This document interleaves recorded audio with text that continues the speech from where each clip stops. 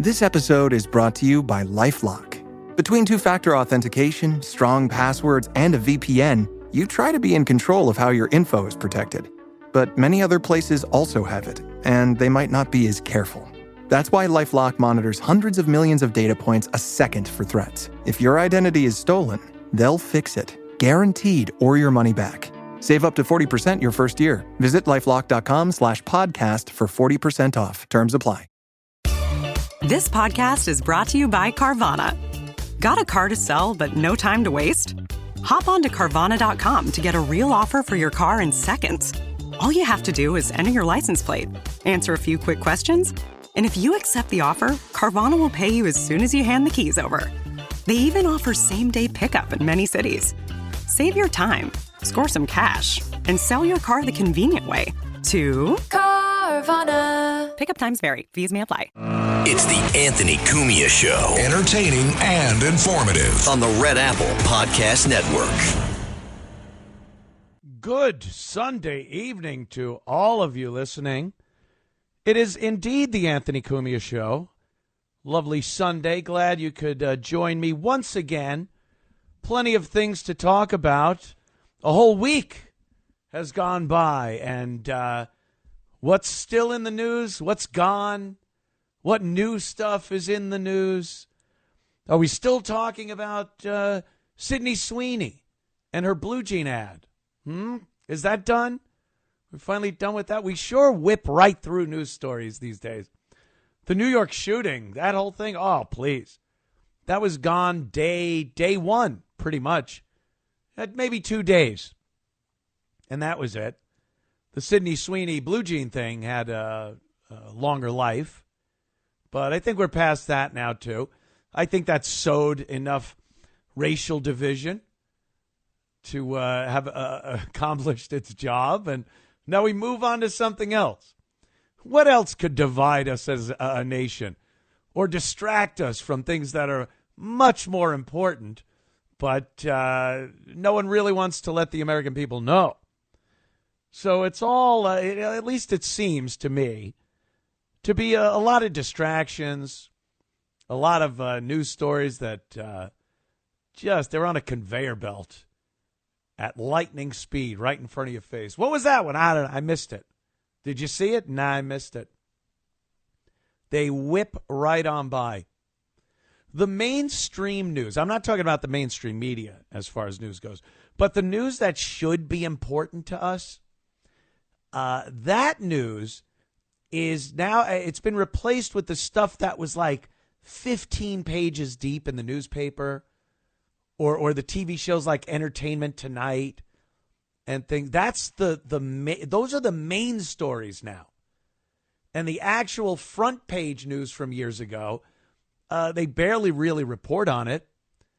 Like I said, it's mostly just distractions. They don't really want an informed populace.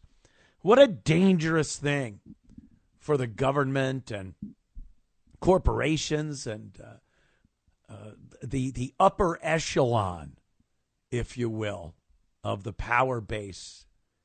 What a danger that is to them. An educated, knowledgeable, informed population that would look at certain stories that are put in front of us every day and are commented about and tossed around on social media by the millions upon millions of views and responses and all those stories. Imagine people actually paying attention to important stories and learning about them, doing some research instead of just skimming over a headline and then seeing what social media is saying about it.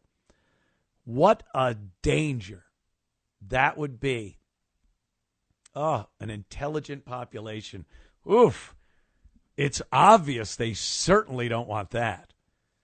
And the mainstream media being in their pocket, being their propaganda wing, are doing their job by making sure the people don't know what's really going on and don't really have a lot of resources. You got to do a lot of work. It takes a lot of work these days to be informed about a topic. And even then, how is it presented? Is it biased the way it's presented? Of course it is. Who's presenting it? So you got to take that into consideration. Then you have to just have enough nuts in your head to figure it out, to kind of understand what's going on. And boy, that seems like a chore for a lot of people these days to actually reason things out and understand stuff. Well, anyway, it is the Anthony Cumia Show. It is another Sunday. We are live, and we love the support. Thank you so much, everybody. The show's really been taking off since I started a few months ago, and we all appreciate that. Thank you. I was just talking about that horrible report about Las Vegas. Las Vegas, it sucks. That's what it is, really. And I'm sorry. I know some people from Vegas, and I know people that worked there. But the bottom line is, it sucks. It's not fun anymore, and the cost is just prohibitive to anybody that wants to really go there to have a good time. They've cut all the amenities and just raised the price of everything. So now you go there for what? And if you do keep your ass in a seat long enough to get rated and to get comped on a few things, it's nothing. You get a voucher for some garbage buffet. Whereas years ago, they'd give you a room. You get a meal at the steakhouse in the casino or something. Now, man, those days are gone. Gone. I don't know if it's out of necessity that they're like, is their story, hey, we're on some bad times here and we had to cut back. I don't think so. I don't think the gambling industry is something that really falls on hard times, unless there is something like a severe recession or depression. I think they make a lot of money, casinos. Trouble is, they've gotten very greedy, and they've cut out things that brought people to Vegas in the first place.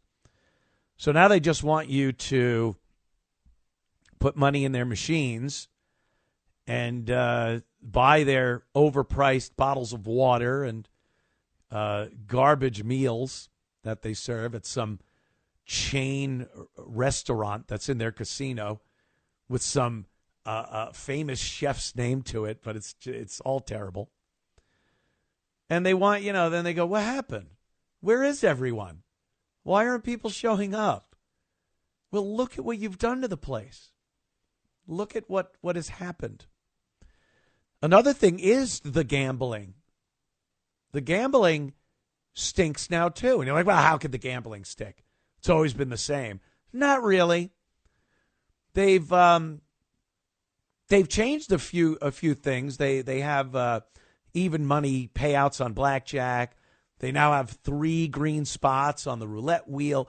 Just little tweaks that give the house even more of an already big advantage over the player. And look, I'm not delusional. I know how gambling works, and I know how Vegas and Atlantic City and Reno work. That's the business they're in. They're in it to make money. Casinos aren't charities. You aren't going to have good odds when you go and sit down and play a game at a casino. It's made that way, and I don't think anyone's really fooled by that. We know they got to keep the lights on and the booze flowing. But the problem is, like I said, they don't want to give people those little fringe benefits that kept them coming back, even though they were literally reaching into your pocket, taking your money, your kids' college tuition. You can't just rob people like that and not give them a little something to go home with, a little story.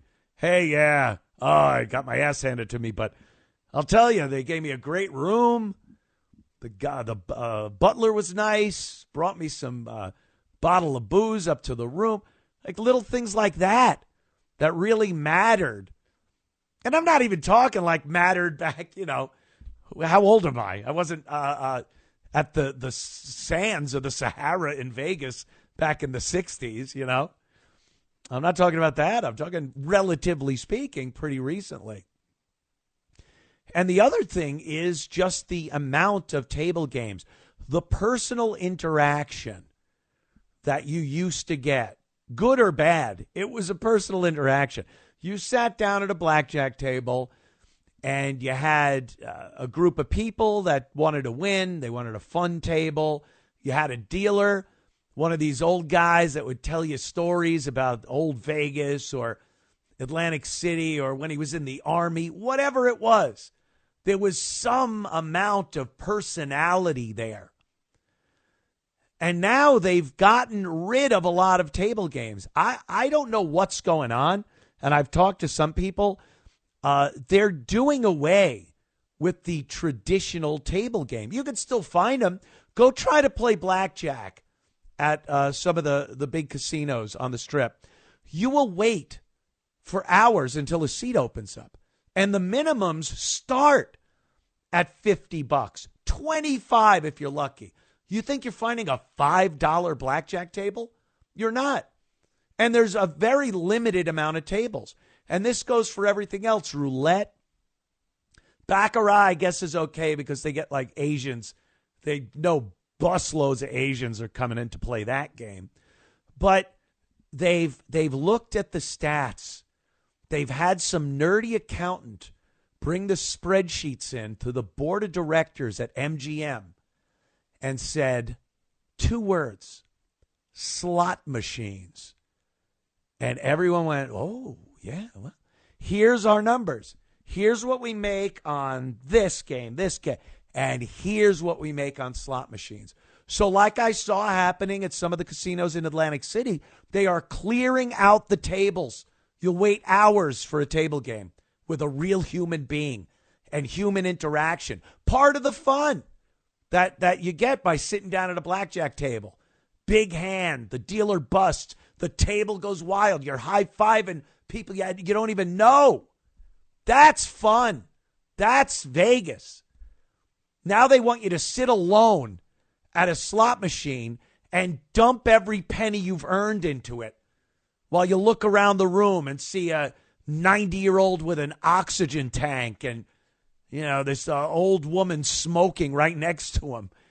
And it's not the fun atmosphere anymore that Vegas used to be, and Atlantic City too, So to blame it on the Trump economy is a cheap cop-out. You better step up, Vegas, because people are on to you. And, again, also online betting and gambling. I just talked about it in the earlier segment here. Some people don't want the hotel or the steaks or anything. They just want to bet. And years ago, you had to go somewhere to bet. You couldn't just bet from your home. Now you pick up your phone. There's 1,000 apps that you could bet anything.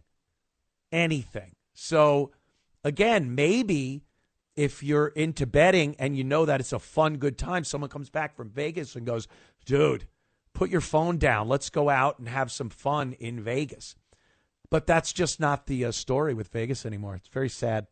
Very sad indeed. Okay, we're just starting here. What are you talking about? Stick around.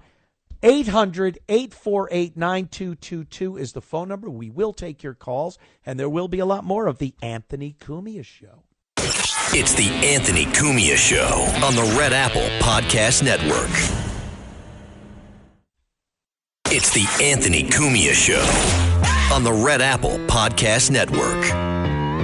The Anthony Cumia Show. Welcome back. And, we'll take some calls on this Vegas situation. I think a lot of people agree, especially people that go there.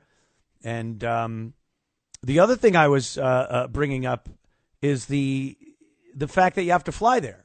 We understand that. Some people live far away. You can't take a car. You got to fly to Vegas. Flying is just a pain in the ass these days. going to the airport, getting on a plane, dealing with the delays and the cancellations, and the mental patients that are roaming the airports and sitting right next to you in your seat on the plane. So I don't know. How about Keith? Keith, Long Beach. How you doing, Keith? Kevin, Long Beach. Oh, it's Kevin. I'm sorry. I misread. I got you. How you doing, Ed? Good, man. Feeling good. Yeah, I watched the Vegas Live PD a lot, and the homeless are swimming naked in the fountains in front of whatever that casino is, and stealing all the change that's inside. The fountains at the Bellagio are getting plugged up with human feces. I think that's a maintenance issue. Right, big petri dishes. And the hookers that used to be, remember the great looking hookers they used to have back in the 70s and 80s? Now they're all just skanks you could find anywhere in some small town, you know? Yeah, well, the homeless situation is huge. That's really detrimental to every single city in this country, and Vegas can't afford that. I mean, they really need to clean that crap up. Yeah, and there's no great shows anymore. There's the great stand-up comedians, and now they got these regions. What do you call them? When they stay there for like a month or 2 months. Oh yeah, the residencies. Yeah, they do residencies with people. Yeah, the only acts worth seeing have been there for so long. There's nothing new that anyone wants to see. I mean, Penn and Teller, Penn and Teller have been there forever. And, that's something people would probably want to go see. But what are you going to, the Blue Man Group? What are you going to go see? It's like and another thing, maybe this is also something that digs into it, is the fact that you get all these comics and acts and things online. You get a Netflix special or something. You really had to go out and see these comics, whether it was in a club or if you were in Vegas, you'd want to see something live. Now, again, you could just do that at home and grab your phone and gamble on it and order an Uber Eats steak, and you got everything you would want. Yeah, well, they built that Sphere, that be a big attraction. I think that's Dolan's supposed involved to be in that too, Tim Dolan. But they just did the Wizard of Oz, and they redid it all AI. I saw that in the Sphere. It looks pretty cool, but here's another thing: they build this big Sphere. I get it, but no one's going to Vegas specifically for the Sphere. So what you end up with is you've already got the people there. They're already in Vegas. You're not attracting them with the Sphere. It's just kind of an added thing for Vegas. So I don't know. They got to step up and start treating people a little better that are coming to their city. Thanks, Kev. It's Kevin, not Keith. What the hell I was talking about? Mike, you don't come to Vegas and talk to a man like Mo Green like that. What's up, Mike? Oh, how you doing? Good. And? Hello? Yeah, I'm waiting for you to talk. I'm sorry. I haven't been to Vegas since the late 90s, and mostly I go back then. I mostly went to bet on sports, and even back then they were reducing the size of sports books to make room for slot machines. Yes, it used to be you had a big area, screens all over, tons of screens on the walls to watch all the games, and they would cut that down for more slot machines. Yeah. Slot machines are the thing that makes the casinos money, and they're also the worst thing in a casino. I mean, the players, the people that enjoyed Vegas and had fun were not playing slot machines. To me, slot machines were the pain in the ass thing you had to walk through to get to the table games. You're just walking through, looking at these people, smelling smoke. You're just hearing ding, ding, ding, ding, ding, ding, bang, bang, bang, bang, bang, ding, ding, ding, ding. And you just wanted to get to a seat, sit down, have a drink, and play some blackjack. Now they want the whole casino to be slot machines, believe me. Oh, yeah. It's like walking by a bunch of lab rats. Yeah, it's disgusting. They're disgusting people sitting down playing the slots. Let's be honest. You wouldn't want to be. They got sitting there with a big festering leg wound, and the like I said, the oxygen tanks and the old ladies with the wigs on. It's terrible. And they think they're lucky. I borrowed that from another comedian. Yeah, they're all waiting for the big payout. Mike, thank you, my friend. All waiting for that big payout that will, it'll never really come. Let's be honest. That big payday in a slot machine, you might as well just stay home and play lotto. I don't know what it is, but I guess they take that bus. Is there a bus like from Vegas? Because I know there's a bus from New York City to Atlantic City, and that takes a couple, 3 hours.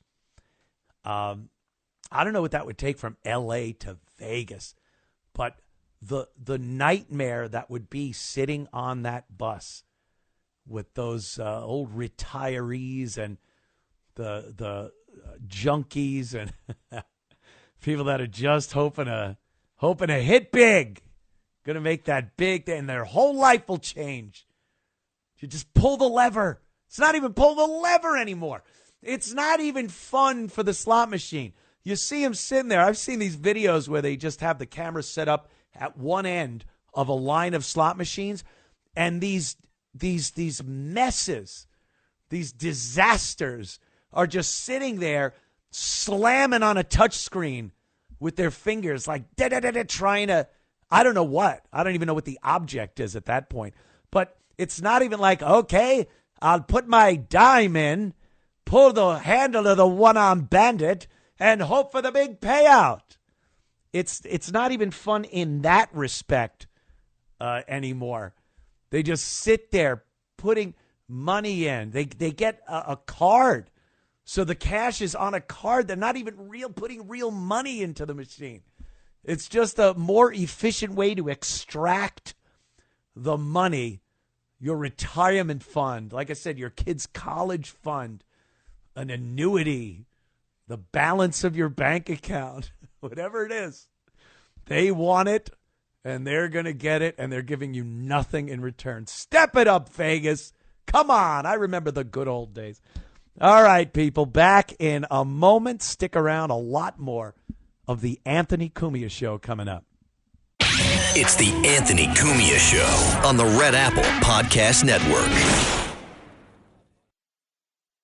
It's the Anthony Cumia Show. Entertaining and informative. On the Red Apple Podcast Network.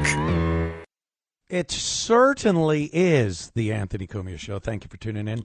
And every week, please, you know this. Every week, I toil, people. It is a chore, a job to find the clown of the week. The Anthony Cumia Show presents the Clown of the Week. And boy, regardless or irregardless of how difficult it is to find one, you can always find a clown of the week between Washington, Hollywood, the corporate world, whatever it may be. The clowns abound. And I believe this is a repeat offender or a repeat honor of being bestowed Clown of the Week. Mr. Chuck Schumer, once again, is the clown. Not, Chuck will never turn down an opportunity to sow division between the American people. If it's class division, racial division, religious division, Chuck Schumer is a pro, an expert, and he proves that once again. I think what Chuck is saying here is that voter ID, and we all know how the Democrats feel about voter ID. It's a terrible, racist thing to demand that Americans show an identification to prove that they are indeed American citizens who are qualified and legally allowed to vote. Why wouldn't you want that? Well, according to Chuck and the Democrats, it's terribly racist to ask minorities in this country to do something as insane and incredibly difficult as procuring an ID. It's, again, the soft bigotry of low expectations is what it's called. You don't literally come out and say something like, hey, you're much too stupid and incompetent as a group to do this. What they do is they just say, hey, if you try to make these people show an ID to vote, then you're being racist. It's protecting the minorities. You're not calling them stupid or incompetent or incapable of doing the simplest of tasks in this country, like procuring an identification. You are protecting them from the racists who would force them to do something way too difficult for them to actually do. Boy, isn't that a thin little wire to walk on? But here he is. Here's Chuck Schumer. Let's hear him talk about voter ID and bringing up, of course, Jim Crow. Let's listen. Not going to let them revert to Jim Crow. And if you don't think they want to revert to Jim Crow, just look what they did in the SAVE Act, which went back to Jim Crow for the whole nation. By so making it hard, they said you need ID, and they made it so hard to show ID that probably half the people in America couldn't vote. We wouldn't let it pass. Yeah. How is that hard? How is getting an ID hard? You know what they recently did? Even if you had an ID, they made it recently where you had to get something called a real ID. Oh, yeah. This is, if you want to fly, you need to show an ID, obviously. Now they made it where you have to show real ID, which I believe there was a little more scrutiny to getting the identification and calling it a real ID. But why wasn't that called racist or terrible? Now you're making people go back twice to get an ID. This is the Democrats doing what they do best, using and abusing minority communities in America for their own purposes, their own agendas, their own power to keep them in office longer. And they just kind of ignore them in between elections. They'll give them a little bit here, a little bit there. And then the election comes up and they're the most important people on the face of the earth. And then they just get rid of them again. And a lot of these minority groups in America, I don't know. Do I hazard to say too stupid to see what they're doing? And I see a lot of videos of a lot of very smart people saying, look, I know what you're doing. And I wish the majority of some of these groups would be more cognizant of the fact that they're being used by the Democrats. They don't care. They're not hoping for a better life for you. They're hoping for a better life for them. It's what they've constantly done. So you get somebody like Chuck Schumer, and then Jim Crow. Really? Do you know how oppressive the Jim Crow laws were to minorities, especially in the places like the South? To even equate anything going on today to Jim Crow is an insult. And to try to say that requiring identification to vote is somehow equivalent to the oppression that blacks felt under Jim Crow. Again, why aren't more black people and minorities just pounding Chuck Schumer on this issue? We're not stupid. What are you doing? Why would you say we can't get an ID? It's one of the easiest things to do, is get an identification. And there's a place to get it anywhere you live. I don't care where you live. You can get an ID. But this is an issue that they want to stick to because and I'm not breaking any new ground here, it's because they want people who are not legally allowed to vote in this country to vote. They want them to vote. They want illegal aliens to vote.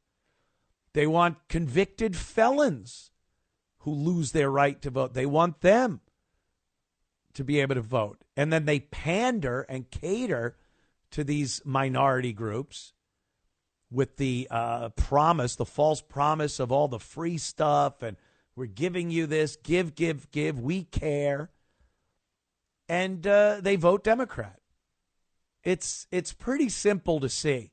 You really don't have to look too deep to see what their game is here.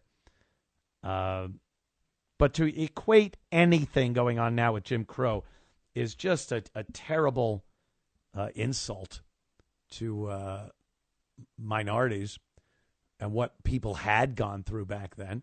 And it's also an insult to tell people that they're too stupid to do something as simple as just getting an identification in this country. You need it for everything.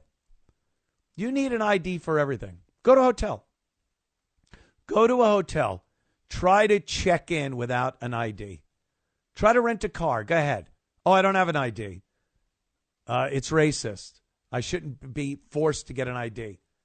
Or, hey, I'm too stupid. I'm too stupid to get an ID, but I'd sure like to rent a car right now.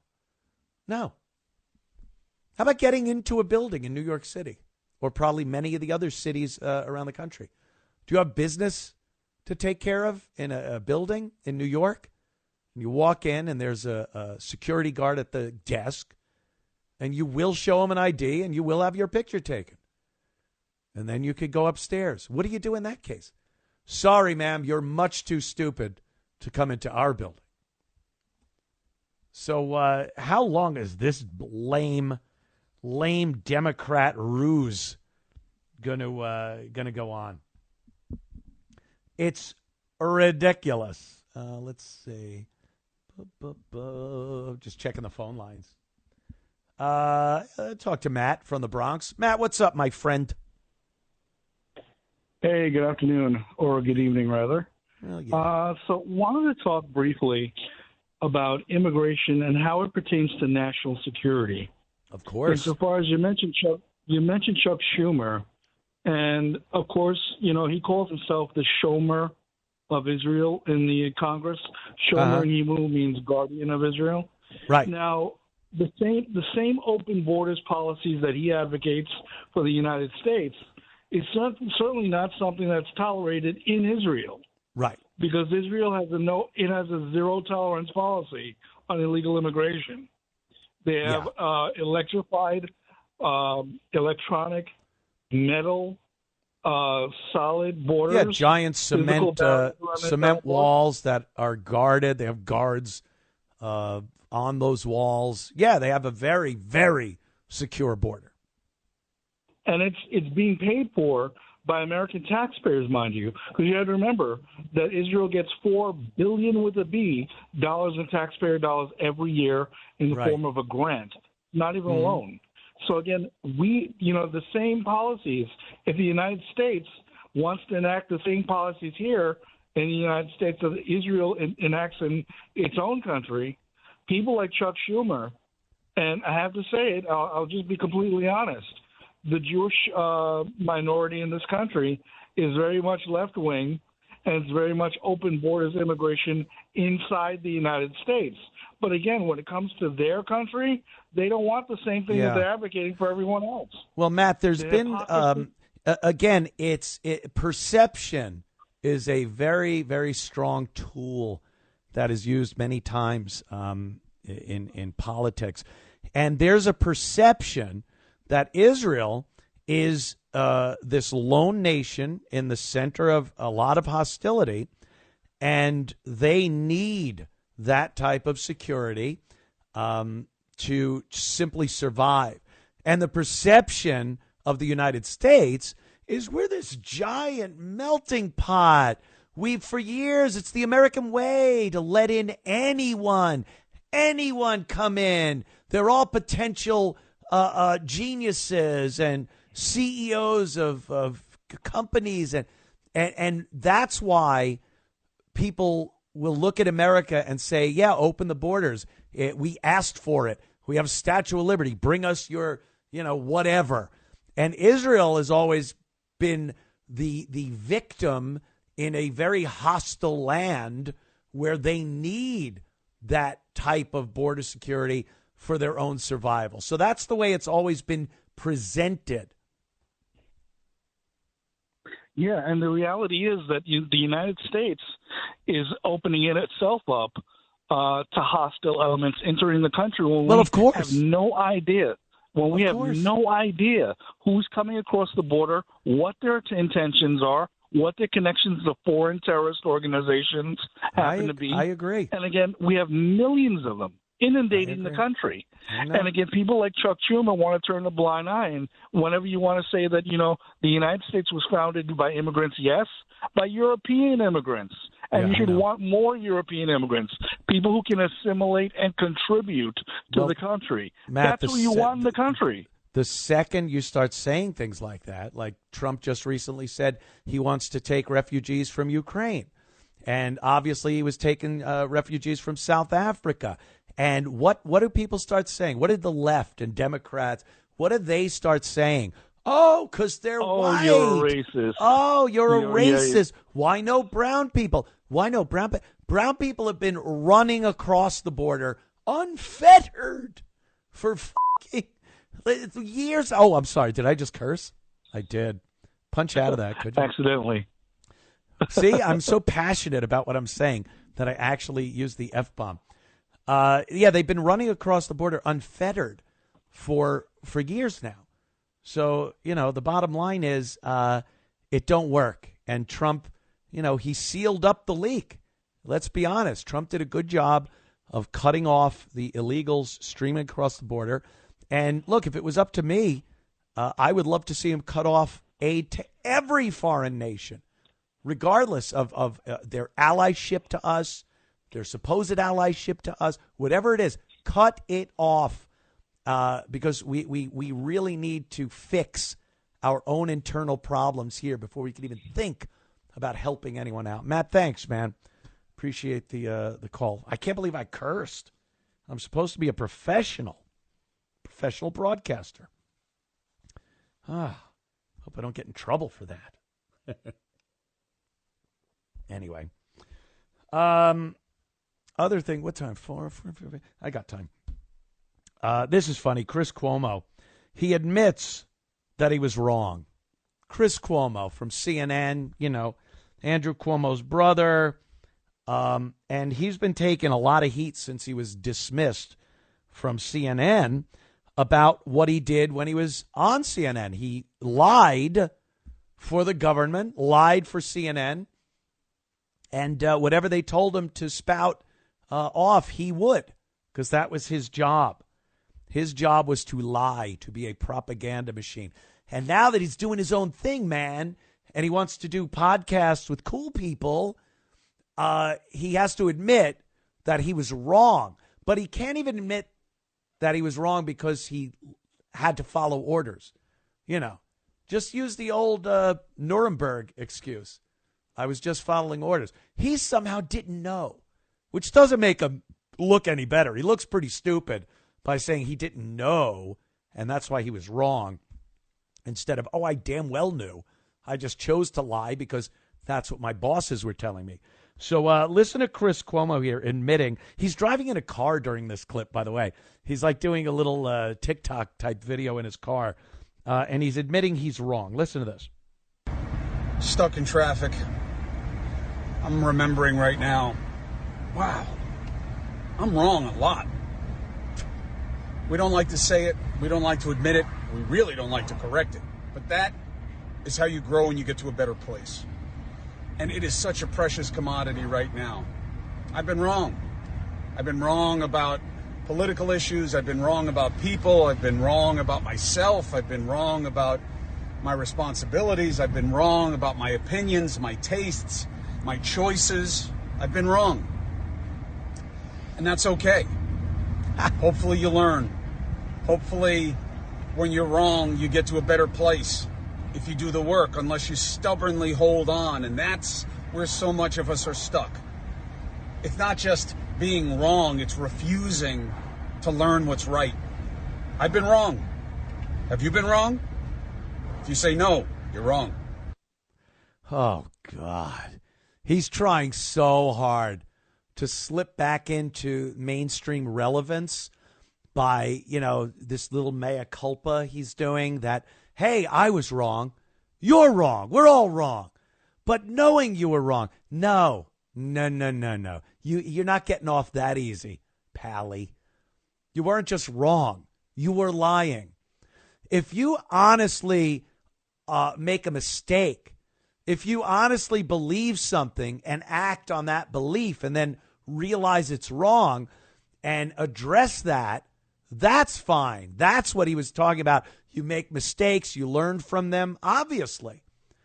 But to blatantly lie, because look, I've called him an idiot, retard, things like that, but I don't think Chris Cuomo's really a stupid person.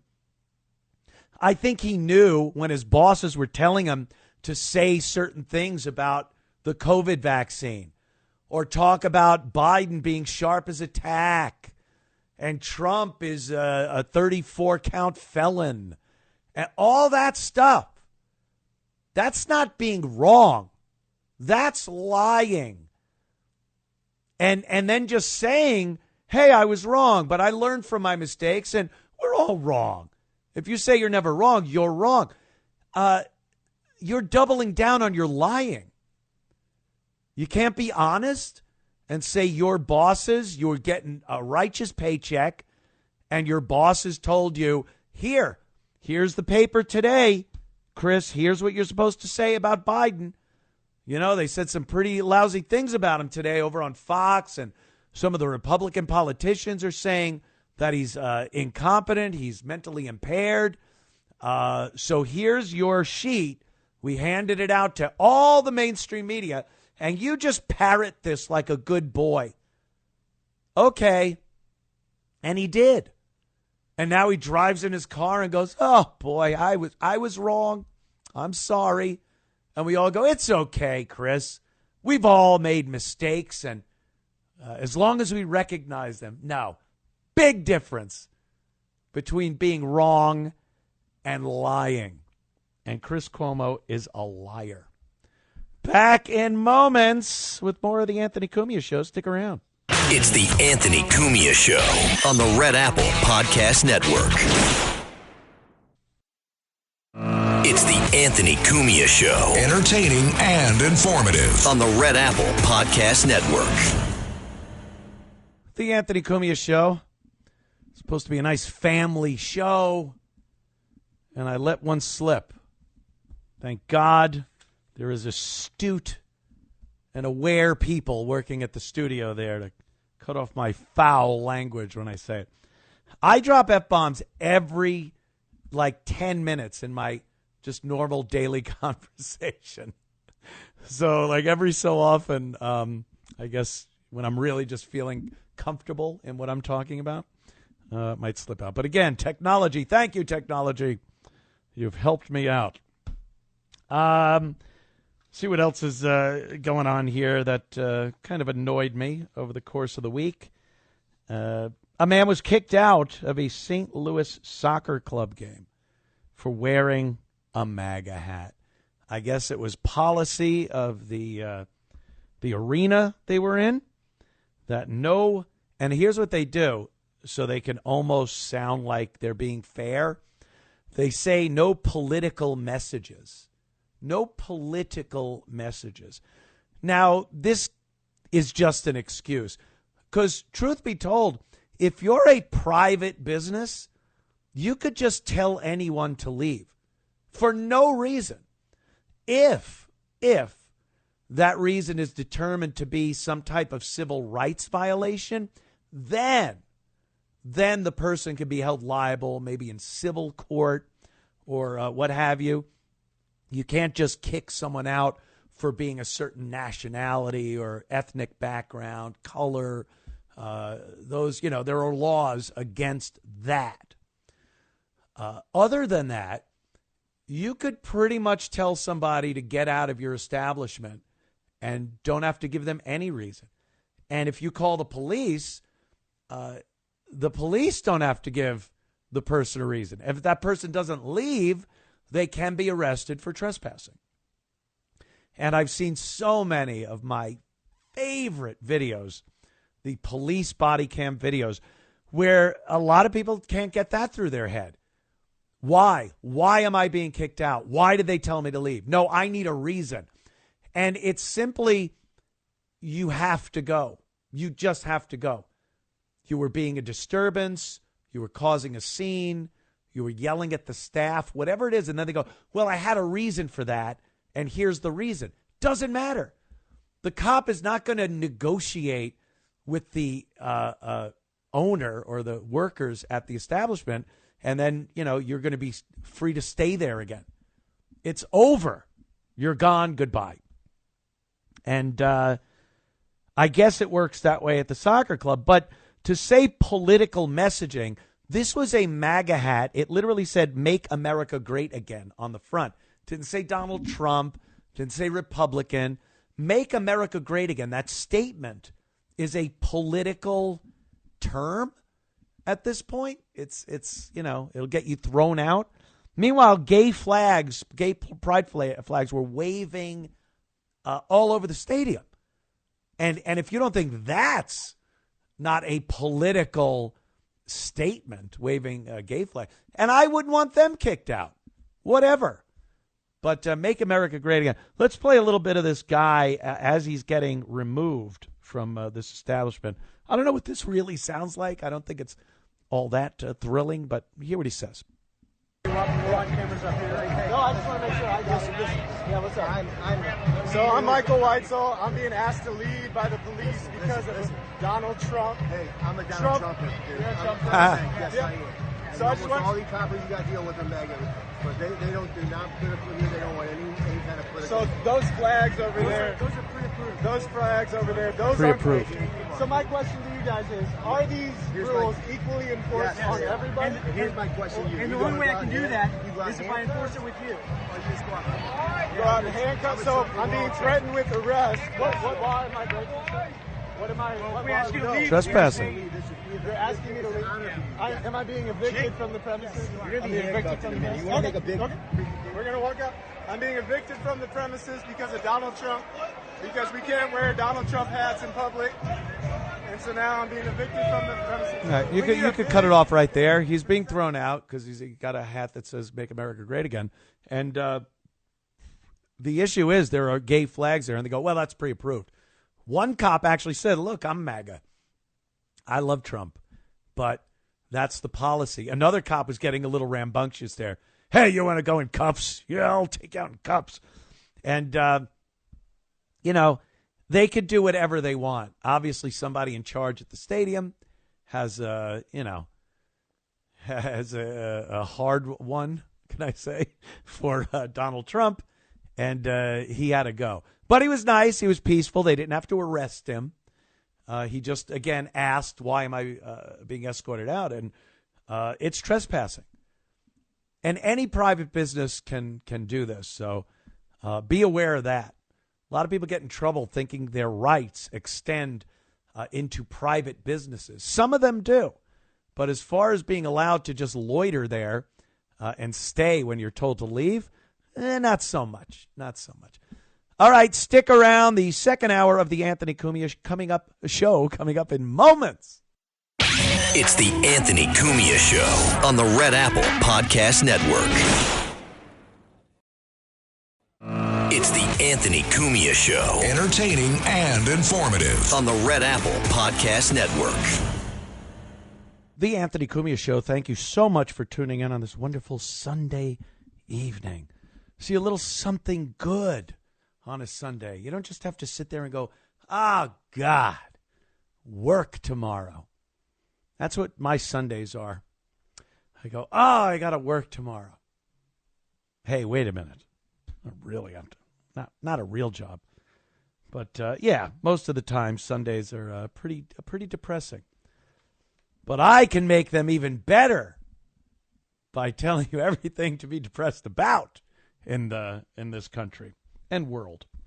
But, yeah, we just played a little segment there on some guy. Unfortunately, he was killed at a bus stop trying to protect somebody, and he got stabbed in the neck. A stranger, trying to protect a mother and her 2 kids, strangers to him, and he saw somebody looked a little sketch and got in between the sketchy guy and the mother, and he took a knife to the neck and died. Don't be a hero. Just don't do it. We just don't live in a place where you could do that anymore. It's terrible, but that's just the way it is now. And maybe it changes at some point. There's just too many people out there ready, willing, and able to kill you. And if that's not the case, like I said, plenty of people that mean well and do what they think is the right thing end up in jail, losing everything going through the process of getting justice, and then they're found not guilty, but yeah, their life is pretty much over financially. Can't get a job. You think somebody's going to hire you? Some company is going to Google your name and see that you were up on charges and went to trial for something that the media portrayed as racist? Meanwhile, you were just trying to protect somebody. And then that's it. So it's not just a life ending if you get killed. It's life ending in a way, even if you don't, and you get run through this system. And, I hate to say it, but if push comes to shove and you have to do something to protect yourself, it has to be very concise. It has to be very fast, and you can't dwell on it. You can't do anything to give anyone an excuse to say you were doing something for another reason. If that guy was watching the bad guy, let's say, and he saw him pull a knife out and somehow got it out of his hand and killed him, he'd have to go. He might have to go to trial for it. But, that quick, something being that quick, not standing there with the knife, calling him names, letting time pass by where you're going, well, he could have walked away at this point. It's got to be fast, definitive, like bam, very decisive. So I just hope to never, ever be put in one of those situations. I walk away from a lot of things. Maybe years ago, is it an age thing? Is it that wisdom that comes with age? Where you go, I'm just not physically cut out for this. But, you carry a gun, and you don't have to be physically cut out to do something if you're carrying a firearm, the great equalizer. But then you better be prepared for those consequences. Even if you're 100% in the right, they put you in a bad place. I've said things in jest on my Shock Jock show. I've talked on social media. I've said things, either joking or serious social commentary. All this stuff would be thrown at a jury if I had to use deadly physical force to protect my own life. And I would be up against my own self. Everything I've said over the course of the years that could be interpreted as being racist, sexist, homophobic, xenophobic, whatever. Your worst witness these days is you and what you've previously done and said, whether it was serious or in jest or part of your job, it doesn't matter. Who's the witness? Oh, it's you. Well, I'm not taking the stand. Yeah, that doesn't matter. Here's everything you've done and said for 10 years. hope you get a comfy bunk with somebody that has a low libido. It's terrible, man. So don't do anything. I'm really telling you that, people. Don't do anything. Walk away. Who is it? A little kid? Little kid looks like Shirley Temple. And the mother, help, help, help. I'd love to. I'm walking in the opposite direction. Maybe people think differently. I've talked to a few people on other shows when I've talked about stuff like this, and they go, no, I can't do that. I have to do something. I could not live with myself if I just walked away.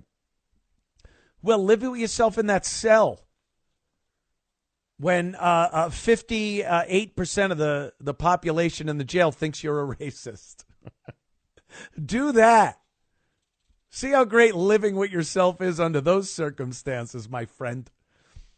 I'll tell you one thing. I will shuffle off, whistle a happy tune, and not think twice about what's happening behind my back. Ain't going to do it. Now, for my own personal life, if my life is being threatened, my loved ones, my family, something like that, oh, yeah, I'm going to the boards as far as that's concerned. But again, it would have to be very quick and very, just very decisive. What's the situation? This is absolutely a threat against mine or a loved one's wife. So I'm going to do what I got to do. A stranger? Sorry. This ain't a movie. This ain't a movie where you save the stranger and great things happen. Please. Don't work that way. Yeah, I guess we could take a quick call here. Pete? Pete from the Isle of Staten. What's up, Pete? Hi. You know, my feeling on it is a lot of these mentally ill people who I've been surrounded with, family, friends, and everything, and I know it quite well, they happen to be repeat offenders in most cases. And the thing is, to get them into some kind of a program that they are comfortable at, like one person I know is doing culinary school. What they're going to do it or not, I don't know, but that's a step in the right direction, because if people find a love for something, that usually keeps them steady. Wait. You're telling me they put a crazy guy in culinary school where he has access to knives of various lengths and sharpnesses? Well, it's a school that's looked over, and they actually do like Meals on Wheels and stuff. They, the conveyor belt and stuff like that. But they have programs like that. I would think you find a good. I would think you find a good company where you could have them stuff foam rubber into couches or pillows. You're right. A pillow factory would be great for a crazy person. Right. I mean, I've been in jail, but on the right side of the law. I was a confidential informer. And, I've been CI, in as they call it. Killer prisoners and everything. A rat. I actually got a confession out of one guy, which they end up saving a girl that he buried alive. But that's like 40 years ago. Jeez, that sounds like a movie of the week. Did you? Were you going to jail? Were they telling you go to jail or you're a CI? No, they put me in there because I was with the police department, and that was something I was good at, getting a confession out of somebody. But it wouldn't work today because with all the liberals and everything, they'd be on top of it. All these lawyers, would be on top of it. But, with a lawyer, the worst word you could tell them is adjournment. If you just keep getting adjournments, you could postpone something until you die. And you get out. That's what they do. So if you have the money to do that, like a lot of these celebrities like Bill Cosby, may rest in peace. I worked with him. When he was Mr. Huskable. I loved him, But the bad side of things with women, women should never be taken advantage of. But I worked in the theater business, and there was the tryout couch. I mean, I'm sorry. The producers, people, that's the business. Couch that's audition. The business. like All that. right, Pete. I mean, You sound like you've been involved in many things, Pete. But I appreciate the phone call. There goes Pete. I think Pete wanted to talk more, and that's fine. But we got to go on to other things. I saw a movie last night. I definitely want to say more than I have in the next few minutes before we got to take a quick break. But it's on Netflix. It's called American Primeval. And it kind of fits the mold of what my take is on these Netflix, Amazon, Apple, Hulu. All these platforms are putting out exclusive content and movies. And while I enjoy some of them, I think there's an absolute scam going on here, if you could call it a scam. There's something going on, and I think a lot of people are being roped into this, and it's doing these platforms well, but it's not really helping out as far as people that want quality, good entertainment goes. So I'll tell you before the break, I did like it. I liked this American Primeval, but I did have some issues with it, too. Back with that in moments. More of the Anthony Cumia Show. Stick around. It's the Anthony Cumia Show on the Red Apple Podcast Network. It's the Anthony Cumia Show on the Red Apple Podcast Network. The Anthony Cumia Show continues, as it should. Thank you for supporting this program. I was just saying before the break, I was watching this show on Netflix, American Primeval. It's a story about Utah and the wild wilderness of Utah back in the 1820s, 1830s, around there. A lot of pioneers heading west, trying to get a better life in California, going through Utah. It was a rough and tumble place, let's say. A lot of these outposts full of nefarious people and Indians and mountain men and soldiers with the cavalry. And then I had no clue about this part of it. Mormons. Now, it's Utah, and you go, obviously, Salt Lake City, Utah, the headquarters of the Mormons. But I had no clue what was going on with the Mormons back then. They were nuts. Now, regardless of how nutty you think they are now, boy, not even the polygamy thing, the people, Brigham Young, with 20, 40 wives, and what's his name? Joe Smith. Was he the guy that kind of started the whole thing? I'm not even going to get into the religion aspect of it, but this was the series. It's 6 episodes, about an hour each, little under an hour for each episode, and it's a limited series, so you're done after 6 episodes, which I love, very fast. But here's where they get you. They will give you 2 or 3 episodes that are amazing. They hook you, rope you right in. I will tell you, the first episode of 90% of the original programming on these peripheral platforms are great. That first episode, because they know, man, you hit play and the credits roll, and within a minute, there is more action, and you going, what the hell just happened? And that ropes you in and hooks you. Then by the 3rd episode, they start screwing around. And you go, this kind of fell off. But in a 6-episode limited series, you're along for the ride. You're not cashing out. You're going to stick in. You're going to stick in and watch the whole thing. And that's what I did. A lot of action and really brutal.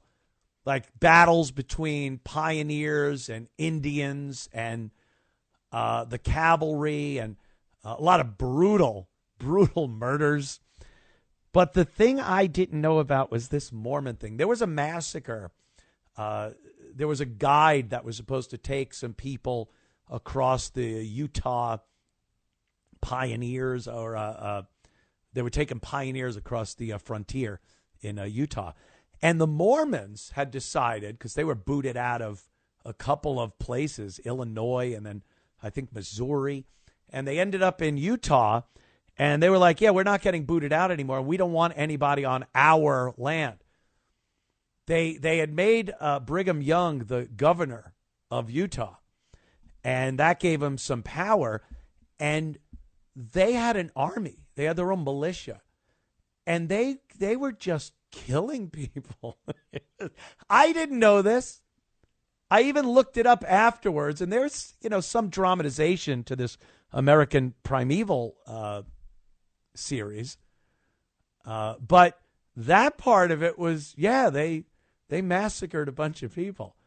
And it's like, I think the Mormons and Scientology are a couple of religions that you could kind of really goof on without much pushback.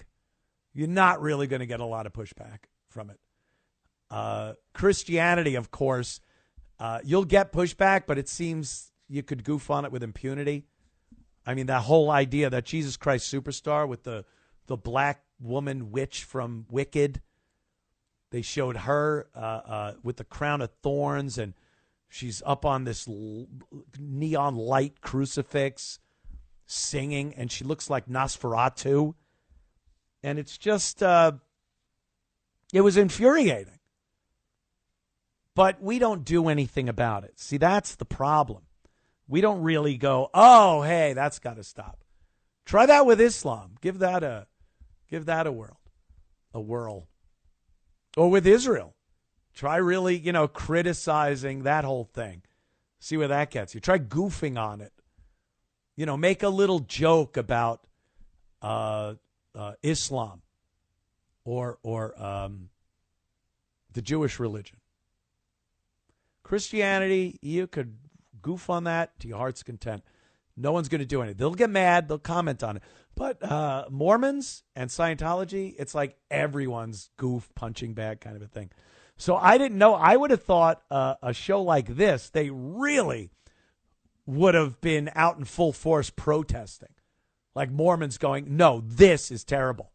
But there hasn't really been a pushback. And it's the number one watched show on Netflix right now.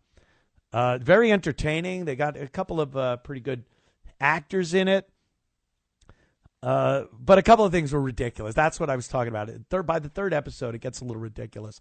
There's one part where a woman, she's in this little pioneer wagon train thing, and the Mormons and Indians unite for a moment to kill the entire bunch of pioneers. And some of them lived through it, and the women lived through it. So they kind of just gave them to these Indians. And the Indians killed all of them but one because the woman was kind of strong. And one of the braves saw her and was like, oh, she look 'em strong. We'll take her back to my teepee. And that's what happened. And like within a week, she's wearing Indian clothes and totally sympathetic to the Indian cause. She's almost speaking Indian.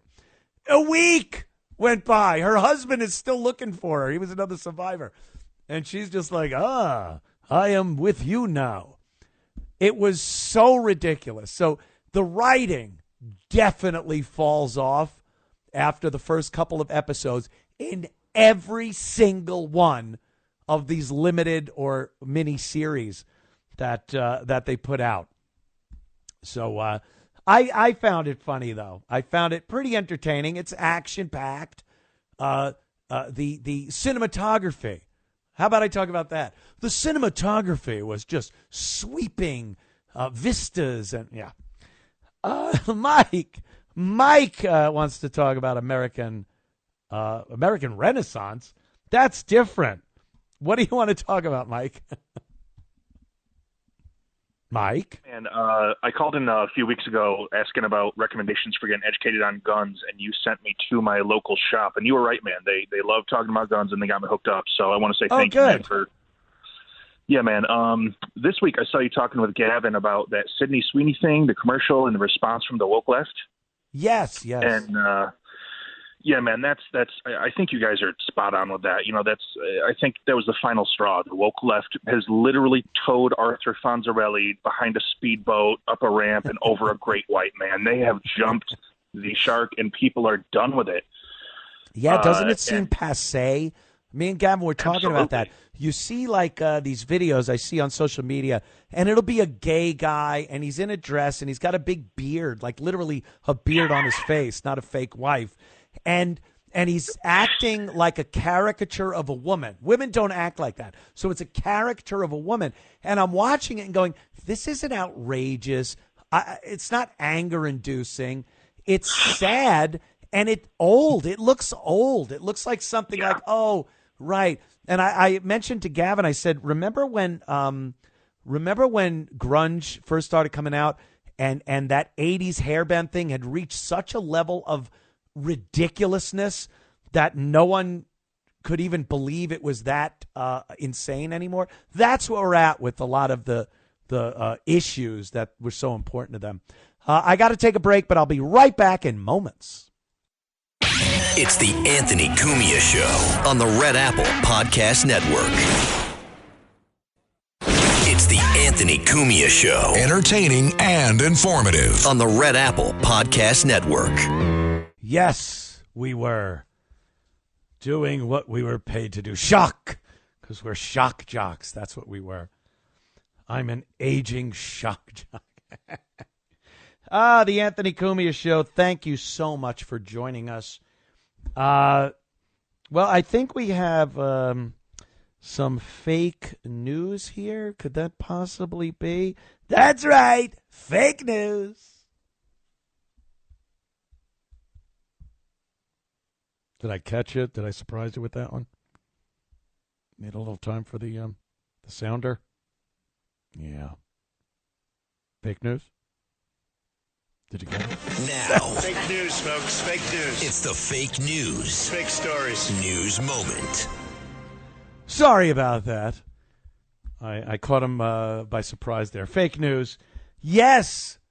Who could be focused upon for fake news today?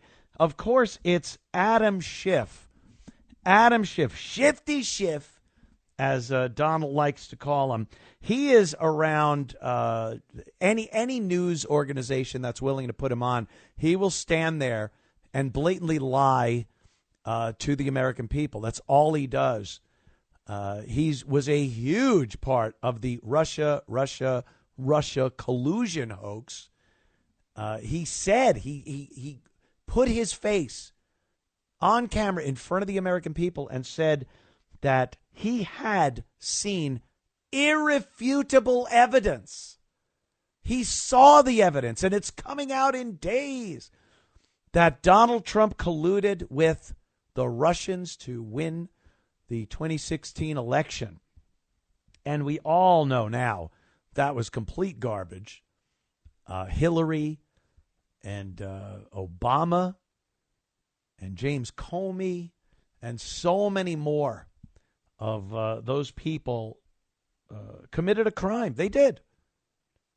And came up with this lie, forged fake documents, all just to try to prevent Donald Trump from winning and get Hillary Clinton in there. And we all know now it was a lie. And Adam Schiff was a big part of that. And somehow he's still there. How does this happen? Because nothing ever really gets solved. Let's be honest. Nothing ever really happens to any of these people. So here's Adam Schiff. And there's a couple of things here. He's trashing Trump on jobs. And then trashing him on building the extension, the ballroom at the White House. And trashing Trump on the Bureau of Labor stats, saying that Trump fired the woman that Obama had appointed, because these stats have been garbage and more lies for a couple of administrations so far. So let's hear Shifty Schiff talking about Trump. So the country just got the worst jobs report since the pandemic. 3 consecutive months of practically no job growth, stagnant job growth. That is not only the worst since the pandemic, but you'd have to go back to the Great Recession before that to find a worse jobs report. Trump's response, let's fire the head of the Bureau of Labor Standards so that the American people don't hear bad news like this. But he says, don't worry, because he's got a plan, and his plan is he's building a $200 million ballroom at the White House. That's right, this ballroom is going to be larger than the entire existing footprint of the White House, and he's going to build the ballroom to look a lot like Mar-a-Lago. Isn't that just great news? Because the reality is Donald Trump's personal economy is going great. He just got his 3rd Air Force One, because only having 2 Air Force Ones, well, it can be very inconvenient. So we get the ballroom on the way, and not to worry about the cost of this thing. Money that, frankly, $200 million could build a new hospital or build several schools. No, he says he's going to pay for it, and he's going to raise money from other donors to pay for it. Well, first of all, you're never going to see any money from Donald Trump for this. That's just not his style. So other people are going to put up the money, and it's going to be just another opportunity for graft from the president, because the people who are putting money into this boondoggle of a ballroom are going to want something in return. So you're seeing your food prices going up. You're seeing your job prospects sadly going down. Inflation continues to tick up. But Donald Trump says, don't worry, he's got just the ballroom for you. Oh. Every indication is that inflation is going down and has gone down. Prices are down. You don't hear people really bitching about the price of food anymore. You know, during the Biden administration, do you remember the amount of videos you would see online of women literally crying in the parking lot of supermarkets? They'd put their phones, I'm not saying they're not weak, but they would put their phones on their dashboard, stream or record something for TikTok, and cry as they said, how the hell am I going to afford food and rent and everything for my family? Because the prices are way too high. I haven't seen those videos of late. Prices are down. The price of energy is down. And Adam Schiff cannot stop lying about this. The Bureau of Labor Statistics, this is someone appointed by Obama. They lied about the Biden job numbers every time. They would crow about these amazing job numbers. And then they would recheck them. And months later, on page 18 of some rag newspaper, they go, oh, these we had to redo the numbers, and it seems there weren't as many jobs.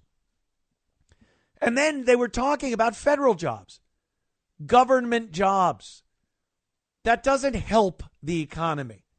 That's not a real helper when taxpayers are paying for the jobs. And now you have Donald Trump cutting a lot of these government jobs. And then the jobs report comes out and they go, look how many jobs were lost. Yeah, redundant government jobs that taxpayers were burdened with paying 10 people for the job of one person. And they were all put there so Biden could go, look how many people I'm putting to work during my administration.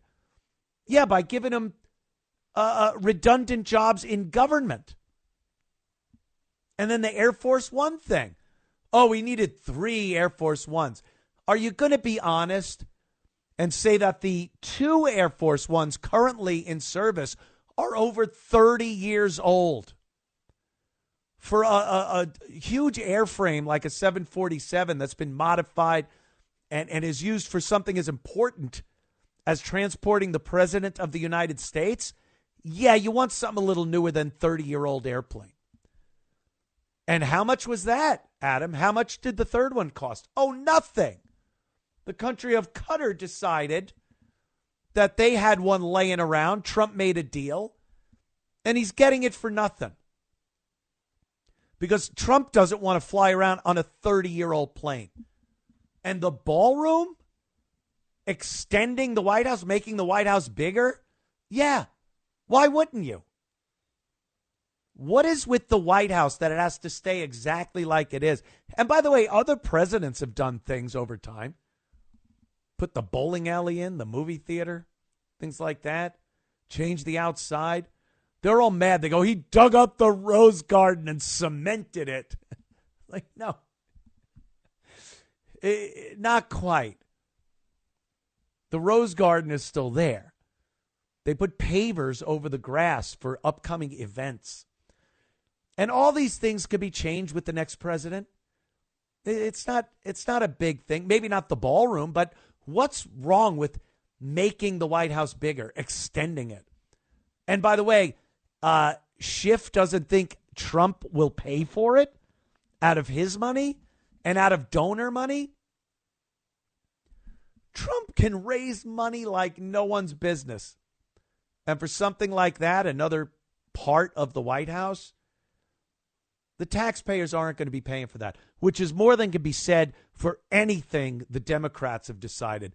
Anything Adam Schiff and his ilk have come up with have cost us all dearly.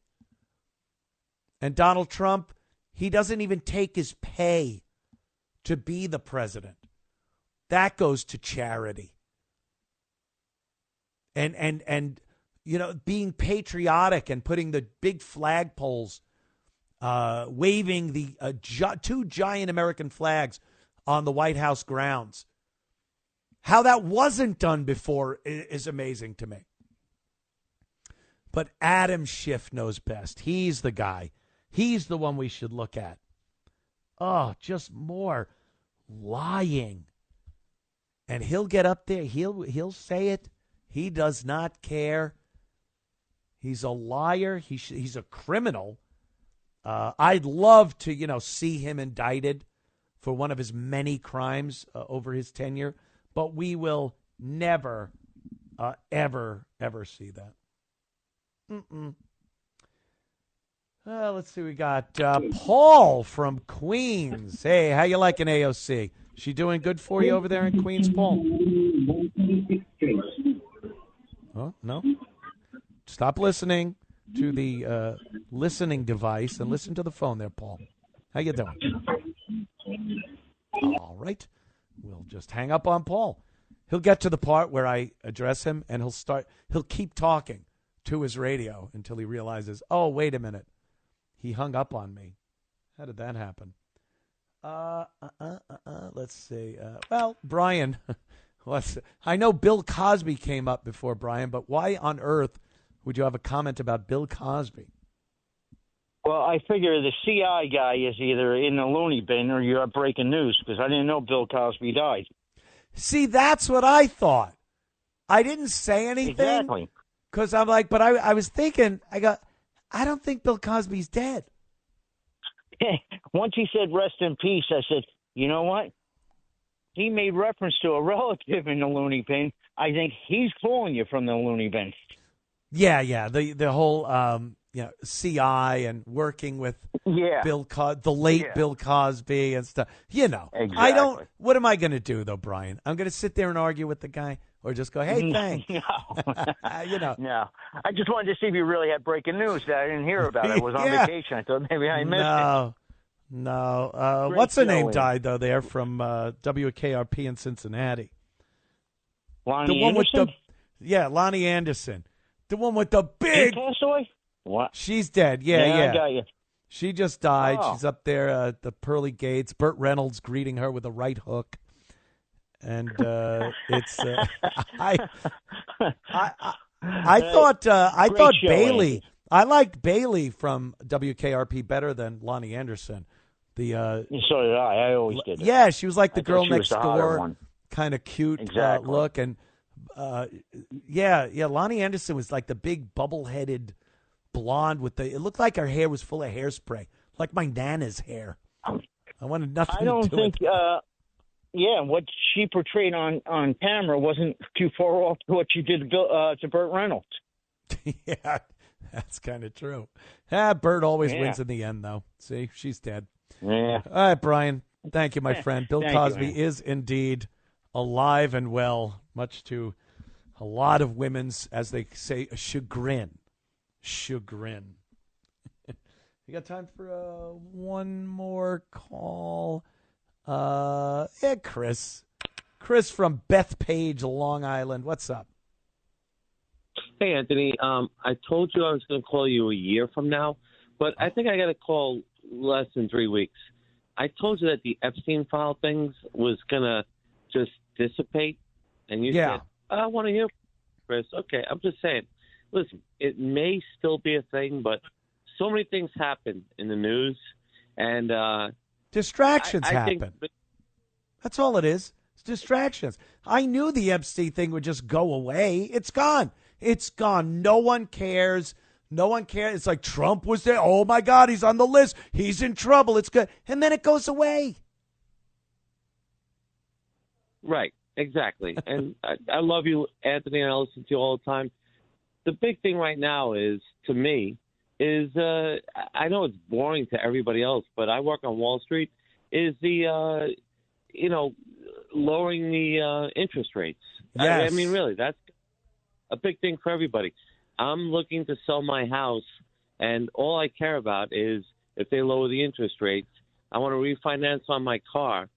That's going to be the biggest news. And why? Now you work on Wall Street there, Chris.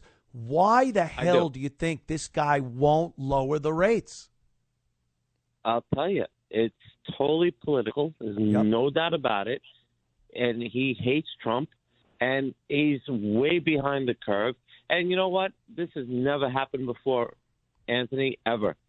2 of the governors have come out against him, which is it's totally political. There's no doubt about it. Yeah, well, obviously, yeah. Yeah, and he definitely in September they're going to have to lower the interest rates. There's no doubt about it.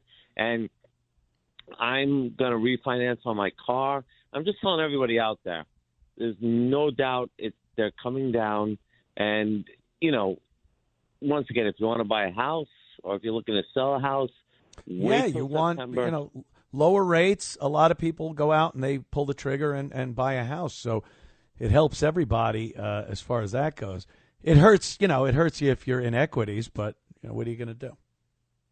Right. But I'll also say this, Anthony, which is crazy, is they had to redo the numbers that were lost, the job numbers. They just had to, once again, I know I'm boring the hell out of everybody. No, because it was a big story today that Trump, fired the person, the Bureau of Labor Stats, because of the numbers, and the numbers having to be redone and coming in under what Trump would have wanted. So what's your take on that? You seem to know what you're talking about. Yeah, no, my take on it is very simple. The way that they're redoing, the fact that they are coming and saying that 2 months after that they have to redo the numbers, and the way that they do it is ridiculous. Like, in other words, we're in the modern age now with AI and everything. Yeah. You should know where the job numbers are. You should know. And I hate to say it, I really do. It's very political. There's so much that's still out there against Donald Trump. They really are. Yeah, and they always will be. It's just the way it works. But what I love is Trump is going to clean house with all these people, and one of the women resigned already. Hope so. Trump's going to bring in his own people, and we're going to get a clean record. And Chris, I got to move on, Chris. But thank you for calling. Yeah, when? I mean, look, I'm telling you, people. I'm a Trump guy. Don't worry about it. But a lot of times I hear people talk and they go, "Oh, I can't wait for this. Oh, wait for this. Oh, my God, when Trump does this." When? I want to see it done now. Everything from, holding people accountable Indictments. There should be indictments, firings. Hold some of these prosecutors accountable and judges for letting people roam the streets like animals.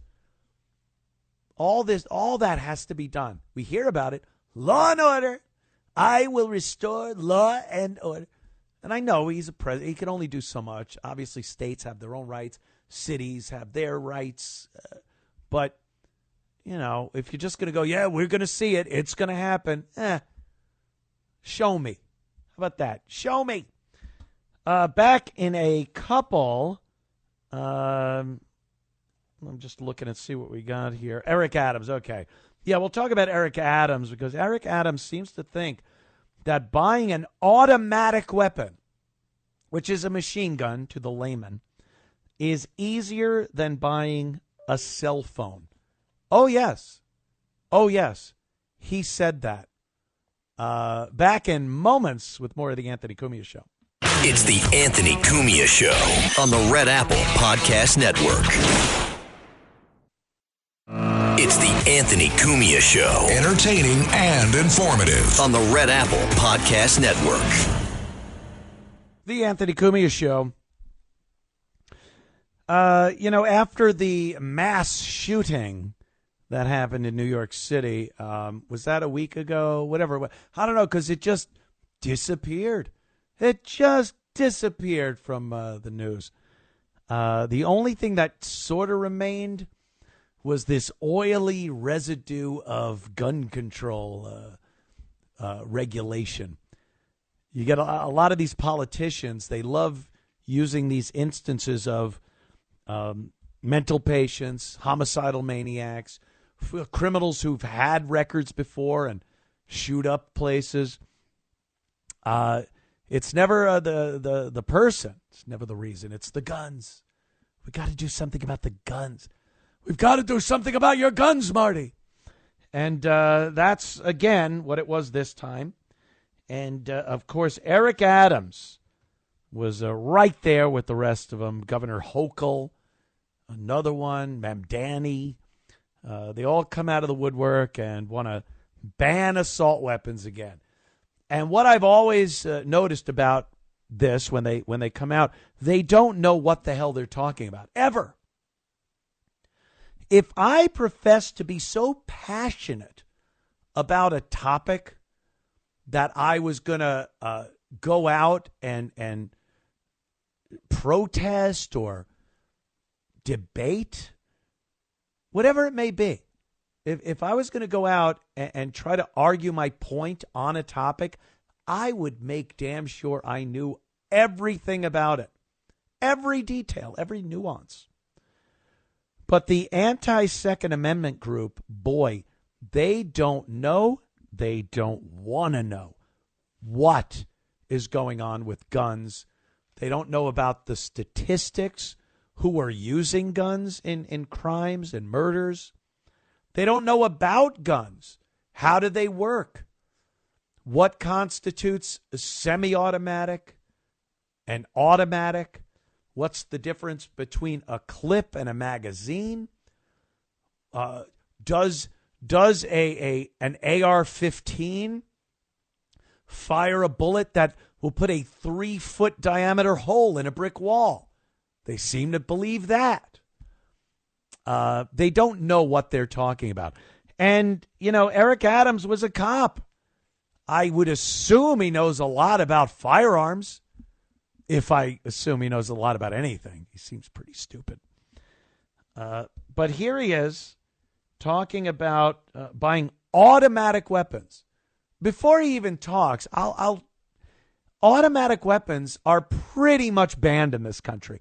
The only way you're getting one is by getting some federal firearm license, paying tens of thousands of dollars, and you can only buy a weapon that was, I think, made before 1992, maybe even the 80s. I'm not sure the actual year because I've never tried to get a fully automatic gun. But apparently, according to Eric Adams, you could get one easier than you could get a cell phone. Listen to this. We cannot respond to senseless gun laws through visuals. It must be responded through legislation. It is time to turn the corner of a society where automatic weapons are as easy to get as a cell phone. Yeah.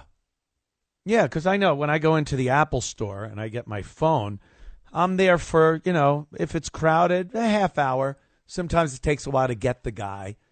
And then you give me your information. He gives you the phone. You could leave right after that. I could just do the rest at home, transfer everything over. Or you could do it right there at the store.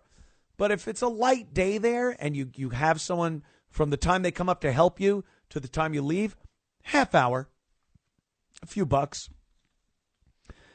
I could just go to a gun store and a half hour later, less than a half hour, because he said it's easier. I could just walk out with a fully automatic machine gun. This is the type of drivel that Eric Adams and people like Governor Hochul put out there. Whenever there's a tragedy like a mass shooting, these morons can't get in front of a camera fast enough and spew their ignorant nonsense about guns. Legal, law-abiding gun owners are some of the most responsible people you'll see in this country because they know they have to be responsible with firearms. The people causing the problems are not the legal people that you are legislating against. Their goal is to make legal, law-abiding gun owners gun criminals by putting laws in place that now make a regular gun owner a criminal. We'll be back in minutes. Don't go anywhere. Anthony Cumia Show. It's the Anthony Cumia Show on the Red Apple Podcast Network. It's the Anthony Cumia Show on the Red Apple Podcast Network. The Anthony Cumia Show. As we go into our 10 o'clock hour of the Anthony Cumia Show. Thank you for joining us. It wouldn't be an Anthony Cumia Show if at least once, maybe every other week, but it seems like every week, we don't discuss Rosie O'Donnell. Oh, yes, the great Rosie O'Donnell. You remember Rosie.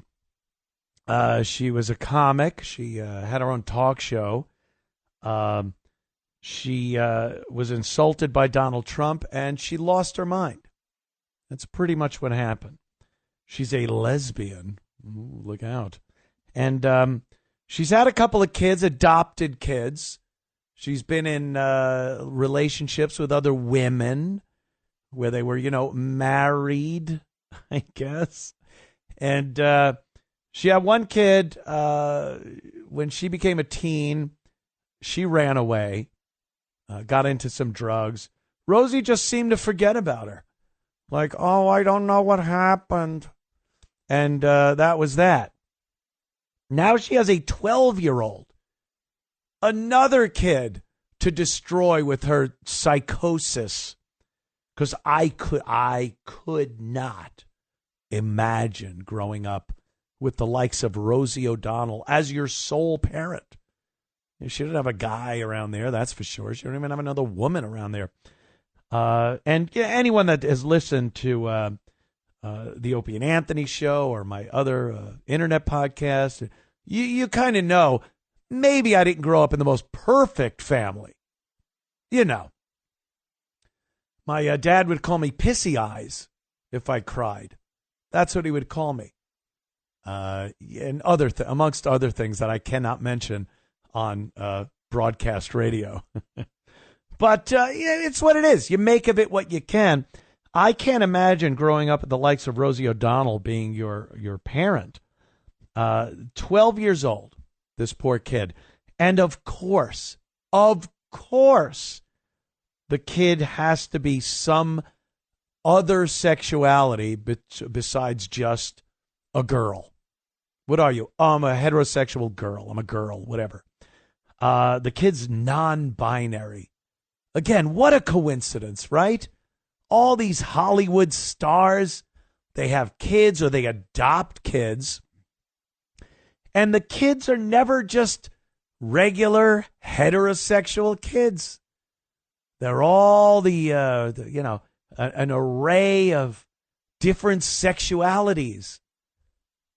But it has nothing to do with the parents. They're not forcing them into that to push an agenda. They're not convincing the impressionable child that they are indeed bisexual or non-binary or gay or trans. Never. Because they would never do that to bolster their career, you see. Because for some reason in Hollywood, especially of late, having a child that is gay or trans or non-binary or what have you is a great thing. It's a great publicity piece for actors and actresses. And boy, have they used it. So here's Rosie. She had one fail as a kid. She's batting 500 with kids so far. We'll see what happens with this one. But she's in Ireland now, so she can badmouth the United States of America. And listen to Rosie talk about her kids in fascist America.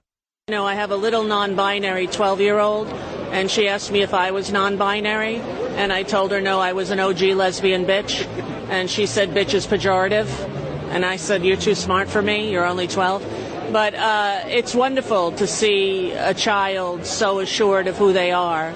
And they asked me, what did your class say when you told them you were gay when you were 10? It was like in America in 1973, you didn't tell your class, you didn't even tell yourself, you know, and we've come a long way, but there are still miles and miles to go. Now that fascism has taken hold in the United States, it's now or never. We're about to lose democracy and lose our country, and LGBTQIA people have to stand up. And we have a tremendous history of doing just that through the AIDS crisis and, you know, through acceptance and Stonewall and everything. Why do you think LGBT people find such a home in musical theatre? You know, it's always been the land of misfits. And when I first did my first show, when I was in high school or junior high, I thought this is where I belong. These are my people. Even though I couldn't really sing or dance, I did not let that stop me. And I've done about 5 Broadway shows since. And to me, the promise of Hollywood and show business is best realized on a Broadway stage. Oh. And show business can be very difficult and very tough. But the Broadway community supports and loves each other. Rosie. And I'm happy to be a part of it. Everything's tough for Rosie. So she's got her 12-year-old, and she's a non-binary. And by the way, what a made-up story. They asked me, what was it like? Did you tell your school that you were gay, 10th grade, 10 years old, whatever it is? That never happened. Rosie told the kid that. The kid wouldn't ask. The kid don't care. And Rosie probably went, do you know what it took back then? I couldn't say anything. You're lucky. I couldn't say anything about my being gay, being a lesbian. You could just walk around and tell anybody you're non-binary. And then she's got to twist it to make it like the kid asked her a question. Gee, mother, what was it like when you were a child lesbian? Please tell me, mother. Well, I couldn't say anything. You could say whatever. That's what they just make up stories, and they push these kids. They just push them into this, whatever they want them to be. Non-binary. A 12-year-old? You don't even know what that means in any sense, mathematically. If it was simply ones and zeros mathematically, they don't know what non-binary means at 12. Never mind sexually. And is this a 12-year-old? What are you? Have you matured sexually? Have you matured sexually? Because I don't know if you know what a binary is. Because unless that happens, that will wreak havoc on every aspect of your life. When you're a kid and you like, let me tell you what your pal Anthony liked as a kid. I liked dinosaurs. I loved me some dinosaurs. I would get these models of dinosaurs. There was a line of dinosaur models called Prehistoric Times. And I think I had every single one of them. And they all linked together. So you get like the caveman one, and then you get a Triceratops one, which didn't make sense time-wise, I know. But it was just, and then a T-Rex, of course. And that's what Anthony liked. And then, all of a sudden, something happened. And Anthony didn't care at all about his stupid dinosaurs. All Anthony cared about were girls and how to get them to look at you and like you and talk to you. And then as a little more time went by, how you could maybe conjure up a few more things, a few more sick, twisted ideas, what you could do with these newfound things called girls. But before that, when I liked a Stegosaurus model, I didn't know what I was. There was no possible way that I could come to a reasonable conclusion at 12 that I knew what I was sexually. Unless there was an adult telling me and leading me in a direction of what I was supposed to be, or questioning me in a leading way that I might say something. Like, oh, then I guess I'm non-binary? I don't know. Then you're non-binary. Put your dinosaurs away. Put your dinosaurs away. Put on a backwards hat and try to grow a chin beard. Kids do not know. At that age, they do not know. And even further, and even past puberty in some instances, kids are still going to be confused about something as insane as sexuality. It's an insane part. Remember Star Trek, the original series, when Spock went into amok time? The guy was in his 30s. And he lost his mind. He was the perfect first officer. Logical, reasonable, smart. And the Vulcans, every 7 years, go through this. And it was his time. And he went completely mad. He's breaking computers. He's doing that double-handed karate chop on Captain Kirk. Crazy. Because that's what happens. When you become sexually aware, you lose your mind. So the idea that Rosie O'Donnell is going to be there to guide you through it with her agenda, her LGBTQ plus AI agenda. Poor kid. She can make the next one out the door just like the first one. Please. Rosie. Give me a break. We don't know what the hell is going on through most of our lives. But as a child, you're going to make a decision on your sexuality? Get out of here. Rosie needs to be locked up. Put her in some Irish prison, a dungeon, I guess. I don't know. All right, back in a flash. More of the Anthony Cumia Show. Stick around. It's the Anthony Cumia Show on the Red Apple Podcast Network. It's the Anthony Cumia Show on the Red Apple Podcast Network. Yes, the Anthony Cumia Show. Boy, took myself right back with that one. You know, there's so many. Everything after 12 is a Bob Seger song. It's all you're thinking of. We got tonight. You just think of that, in the back seat of my Chevy, all that nonsense. Bruce Springsteen and Bob Seger. Everything before it is a whole different time. Whole different time and place when you're a kid. Oh, my God. In the We Dodged a Bullet Chronicles, the continuing We Dodged a Bullet Chronicles, Kamala Harris has gone on the Colbert Show. Did we even talk about the fact that Colbert got canceled? I mean, no one's watching late night. Late night is a dinosaur. It would have been a model that I would have played with as a child. It's just no one cares about late night talk shows anymore. It's kind of becoming an extinct entertainment form, and I think they put it on the fast track with their political agenda again. You know, just like what I was saying earlier about Chris Cuomo, these guys have their marching orders. You think Johnny Carson had marching orders? Do you think on a nightly basis when Carson came in and spoke with the writers and went over the monologue and talked with his producer, that they said, hey, Johnny, here's NBC, you know, the NBC brass gave us these notes, and they want you to go over this on the show, incorporate it in. Make sure you say this, too. Make sure you say this about Reagan, you know. And he would be like, what?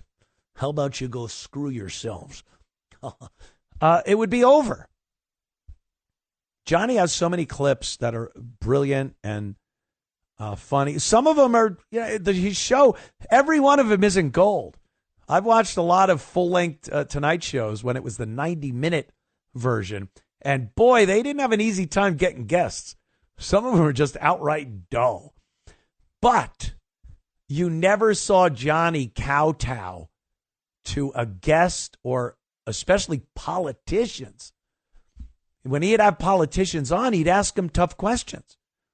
Never sounding like he had an agenda. And that was the pinnacle, the peak of late night talk show.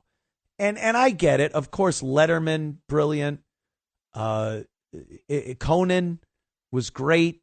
But that was much more, even though Johnny was a comedian and the show was very funny,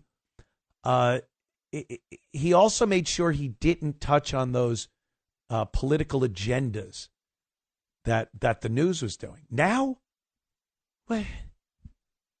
every single one of these guys have marching orders. Even Fallon, little friggin' femme, just jumping around on stage. What is he now? Almost 50, and he's still. Oof. And then the other ones, Kimmel. Yeah. Kimmel is a puppet for the regime.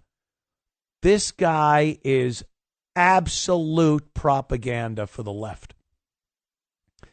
And look, CBS, Paramount took him over. And I don't know their political affiliation. I've heard things, but who knows? Who knows these days what you're hearing, if it's right or wrong or whatever. But I know they looked at the numbers. They looked at the numbers and said, what we're paying out for this show isn't near what we're taking in. It's just too big a gap. So they get rid of him. They got rid of him for that reason. You know, the same week, I think, or maybe 2 weeks later, Paramount signed a deal with South Park for $1 billion, like $1 billion. And the first show they aired was such a funny, degrading parody of Donald Trump.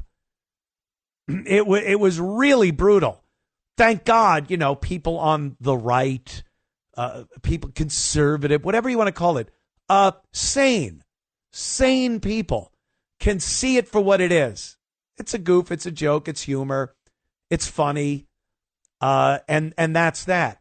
But do you honestly think if Paramount was going to fire Colbert for not jumping on board the Trump train, because he's been critical of Donald Trump, that they would give South Park $1 billion and the first thing they do is a scathing parody of Donald Trump? No. You know why? South Park makes money. People watch South Park. People don't watch Colbert. He's terrible. He's not funny. And he will never, ever be able to dance his way away from that vaccine bit. I mean, if that wasn't, I don't know, Mussolini, Stalin level propaganda, a song and dance number about getting an unproven shot that might have physical repercussions down the line, and you're dancing to it and singing? He'll never get rid of that. That will follow him, and I couldn't be happier.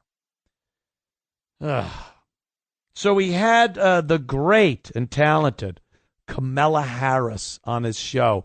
She had just recently dropped out, if she was ever in it, of the California gubernatorial race. She's been talking about running. Yeah, and you know what happens? Let me tell you exactly what happens. She's like, I'm thinking of running for governor. Well, her people check into it. They do surveys. They look into the numbers. They crunch those numbers. And you know what came back? There's no way in hell anyone wants to vote for you for anything. You're a dummy. You're incompetent, inept, and there's not a chance that you're ever going to come close to winning this race.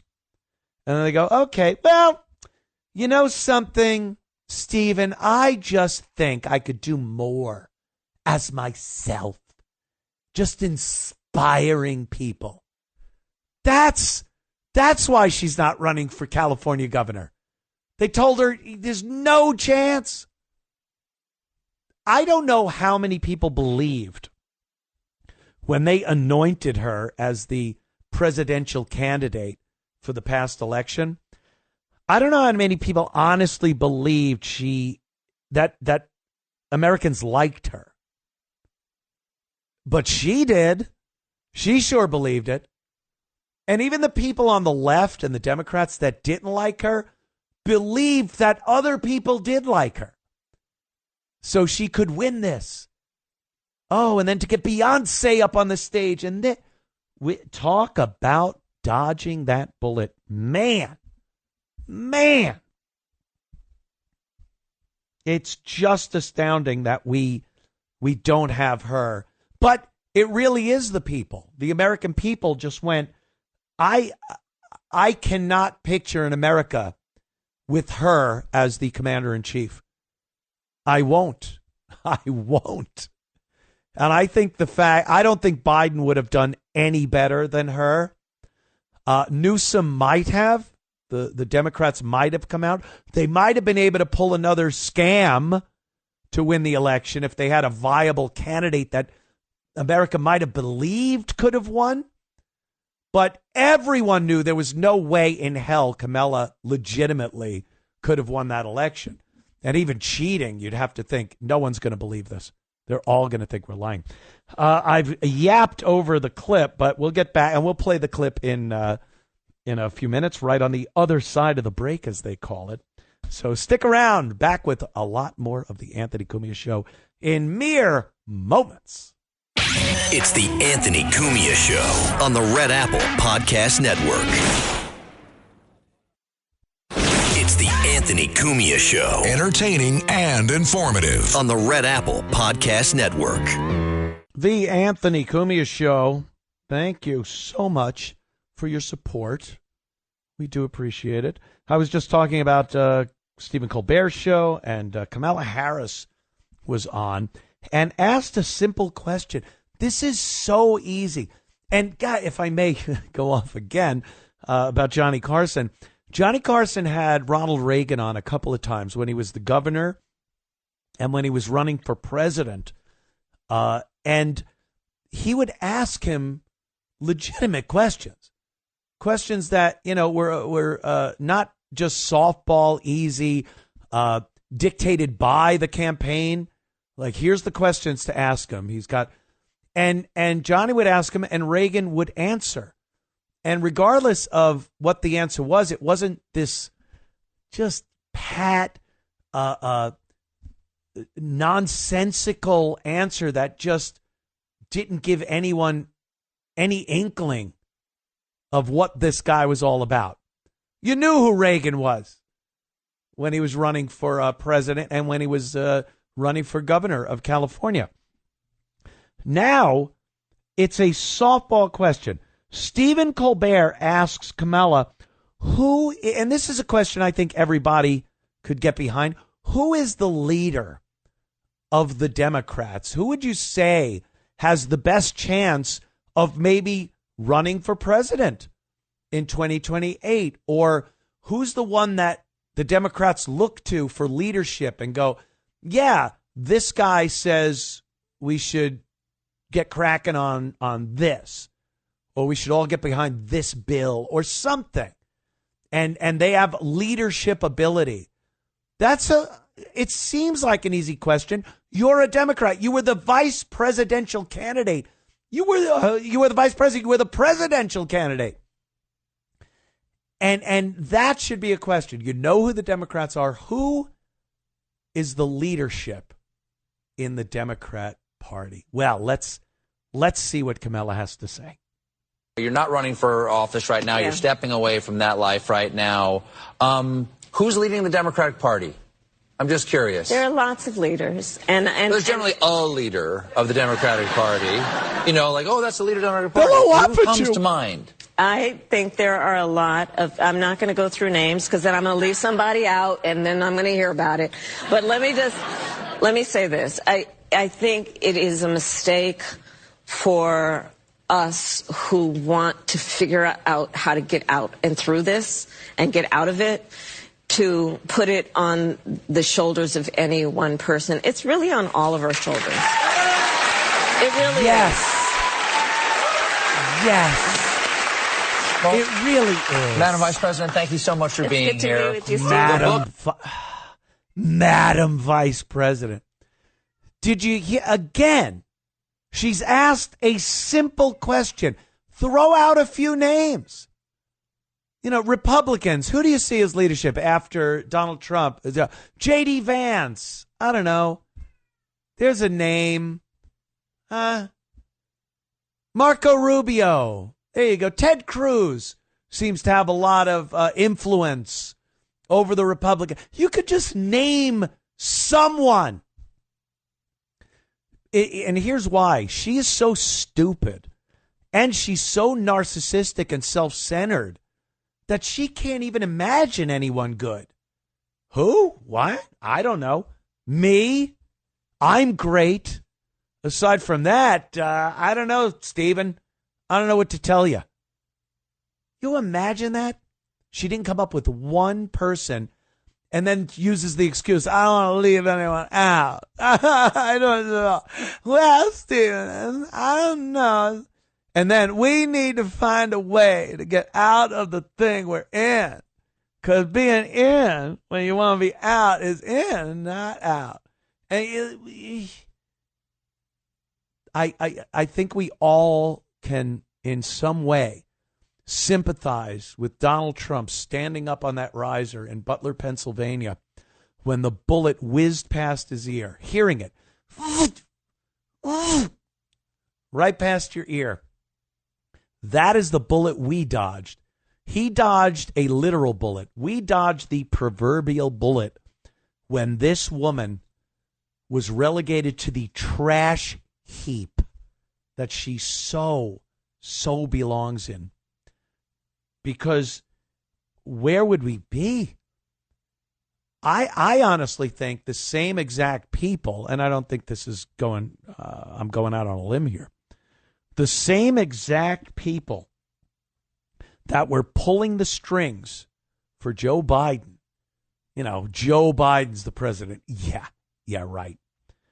Would have just continued right on with their mission, just with a brandy new puppet, Kamala Harris. Put her out there, put her in front of a podium, let her speak in front of the, whatever.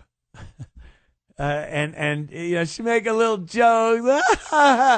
And they'll do all the work. They'll be behind the scenes destroying this country. Could you imagine the border right now? Look, I love what Trump's done sealing up the border.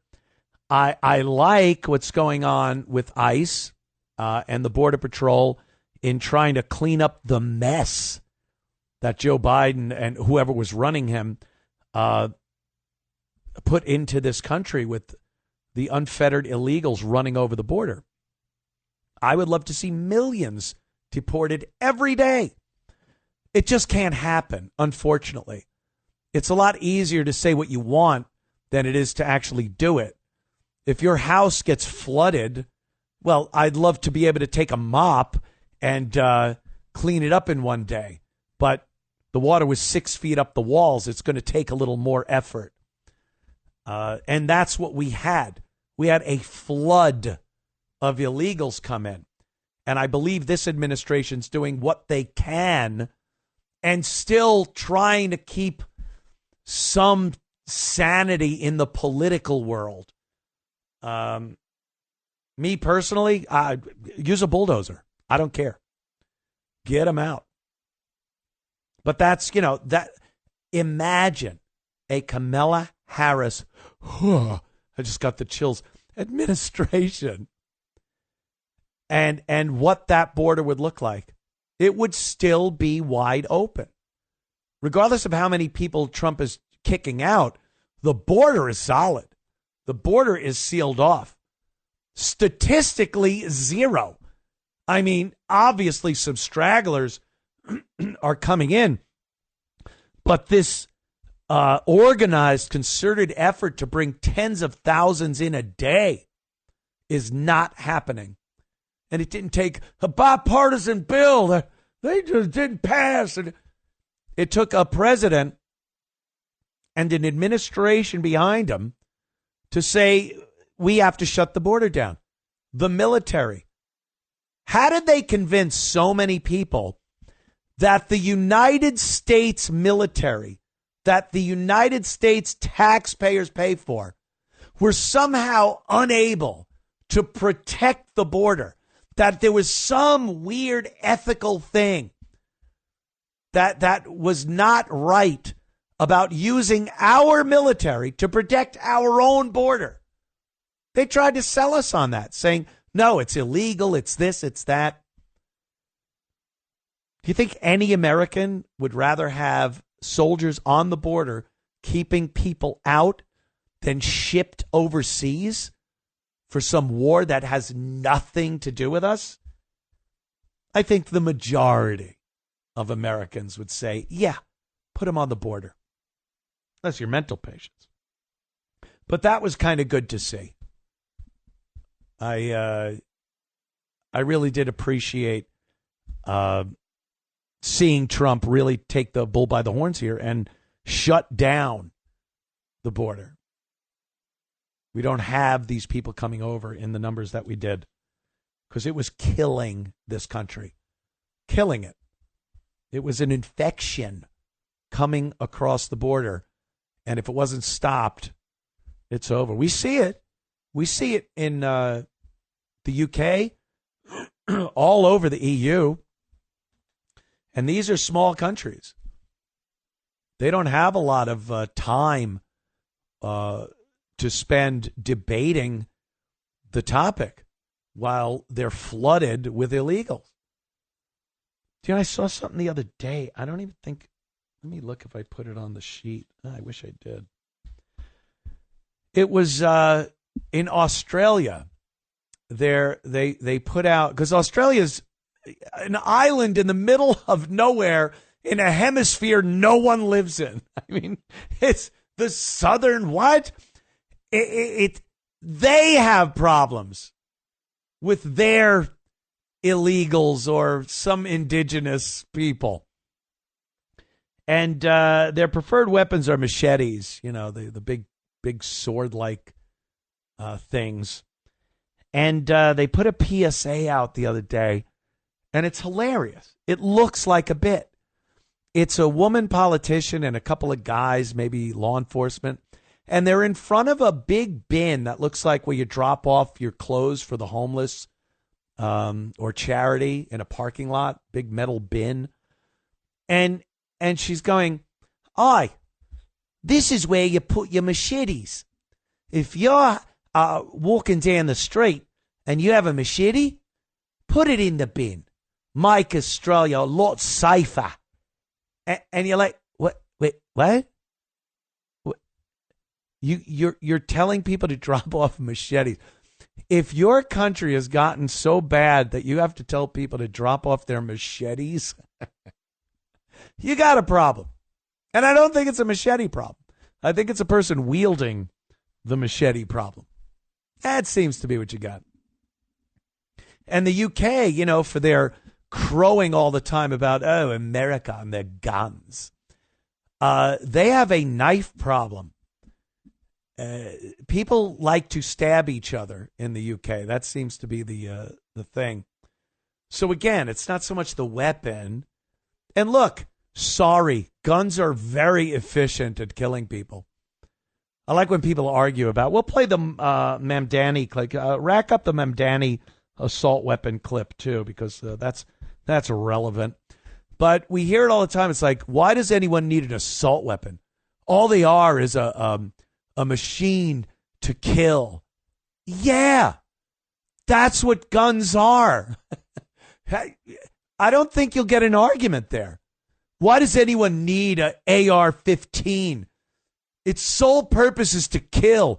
Yup, that's right, and it does it well. That's why I have like 5 of them. Because I don't trust that some other entity is going to care for me and keep me safe if the crap hits the fan, as they say. I want the most efficient tool that I can use to level the playing field if there's a conflict. And, I'm not paranoid. I'm not, let me grab it. They're coming over not till you see the whites of their eyes. But to think there can't be some type of upheaval in the world we live in 2025 where you won't need to protect yourself and your loved ones, you're the one that's being a little stupid. So when you hear people in England saying that, guns, you and your guns, you got the same stupid instincts over there. These, the few people that want to inflict harm and damage upon people, they just use knives. You're not allowed to have guns. Every so often someone does get a gun. But it's a lot easier to police a tiny island or even an island nation where there's, I feel like the UK, a couple of islands. It's very easy to keep people from bringing things you don't want into your country when you have a very small coastline.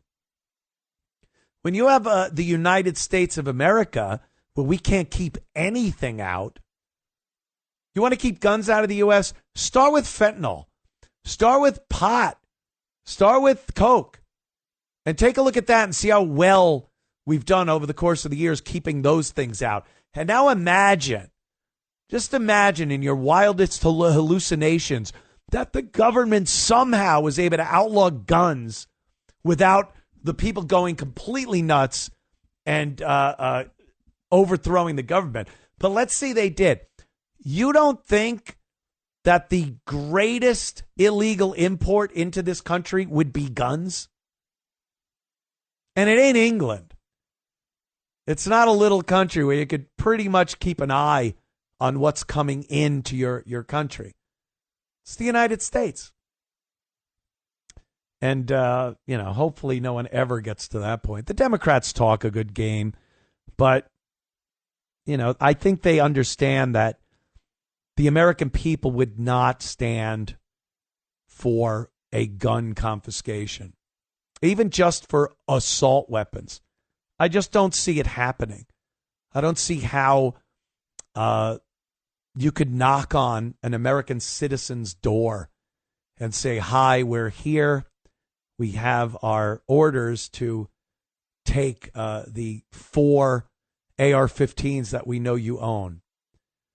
And that just going smoothly. I can't see that going smoothly. You know, you look at things like Waco and Ruby Ridge, very, very isolated incidents of kind of the same thing. We hear you have some guns. They're illegal. We're coming to get them. Now, times that by 300 million. And, see how that goes. I think that's why the Democrats talk a game. They talk some tough language when it comes to gun control. Reasonable. It's just reasonable gun control. And meanwhile, it's the proverbial slippery slope, dominoes, whatever you want to call it. We know where they want to end up. But, we've done good in this country. We've done pretty good with defending some of our rights to the point where, let's just say they're not getting taken away tomorrow. And I think it's basically because of the strength of the American people. That is really, the Second Amendment is really based on the American people saying, this is our right. It's not your representative in Washington. They help. They help when the Democrats come up with a bill. It's not the NRA, which is a great advocate for Second Amendment rights. It's the fear. There is a fear. We do have power, people. The American people are feared by the government that they don't think that it's viable for them to just knock on America's doors and say, we're here for your semi-automatic weapons. They could do it in Canada. What are they? Pussies. But at least I believe that. I still believe that. I hope I never get to have to, eat my words and say, boy, I sure thought that this would have been a lot harder for the government to do. But I have a slingshot. I still got my slingshot. They're not taking that from my cold, dead hands. I don't know. I sure hope we're that dedicated to our rights to not have them just snatched away like that. But all right. Right back at you in a couple of minutes. Don't go anywhere. More of the Anthony Cumia Show. It's the Anthony Cumia Show on the Red Apple Podcast Network. It's the Anthony Cumia Show. Entertaining and informative. On the Red Apple Podcast Network. The Anthony Cumia Show. Another wonderful Sunday evening spent with you, the fine people listening. I do appreciate it. Donald Trump has been a pretty strong advocate of stopping politicians, especially senators, congresspeople, people in the know, from trading stocks, trading commodities. This obviously is a conflict, if not insider trading directly. I mean, I think any citizen, if it was found out by the SEC that they had knowledge about a certain company that these politicians do have knowledge about, and they use that knowledge to enrich themselves by buying or selling stock, that would be insider trading, and that person would be prosecuted. For some reason, politicians in high places like Nancy Pelosi are allowed to trade stocks with knowledge that no other person has before anyone else has it. And this has been a thing for years. This is why politicians that have a yearly salary of maybe $200 and some odd $1,000 emerge from their tenure as senator or congressperson or what have you, hundreds of millions of dollars richer, as is Nancy Pelosi right now. Now, she says her husband does it all. I don't know. My husband's the guy that does the trading. Oh, the brilliant stock analyst who got his head hit with a hammer by a homeless male prostitute, if you ask me.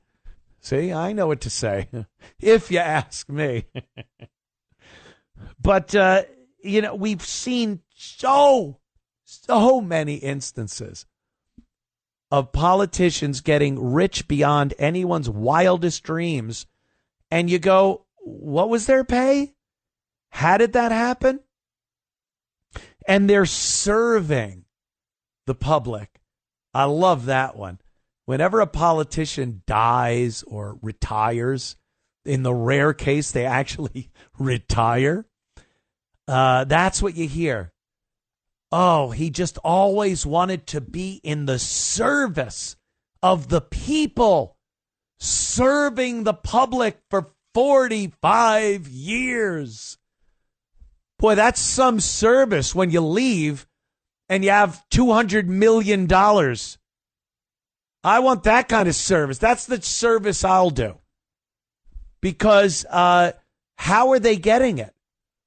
Socking away that paycheck?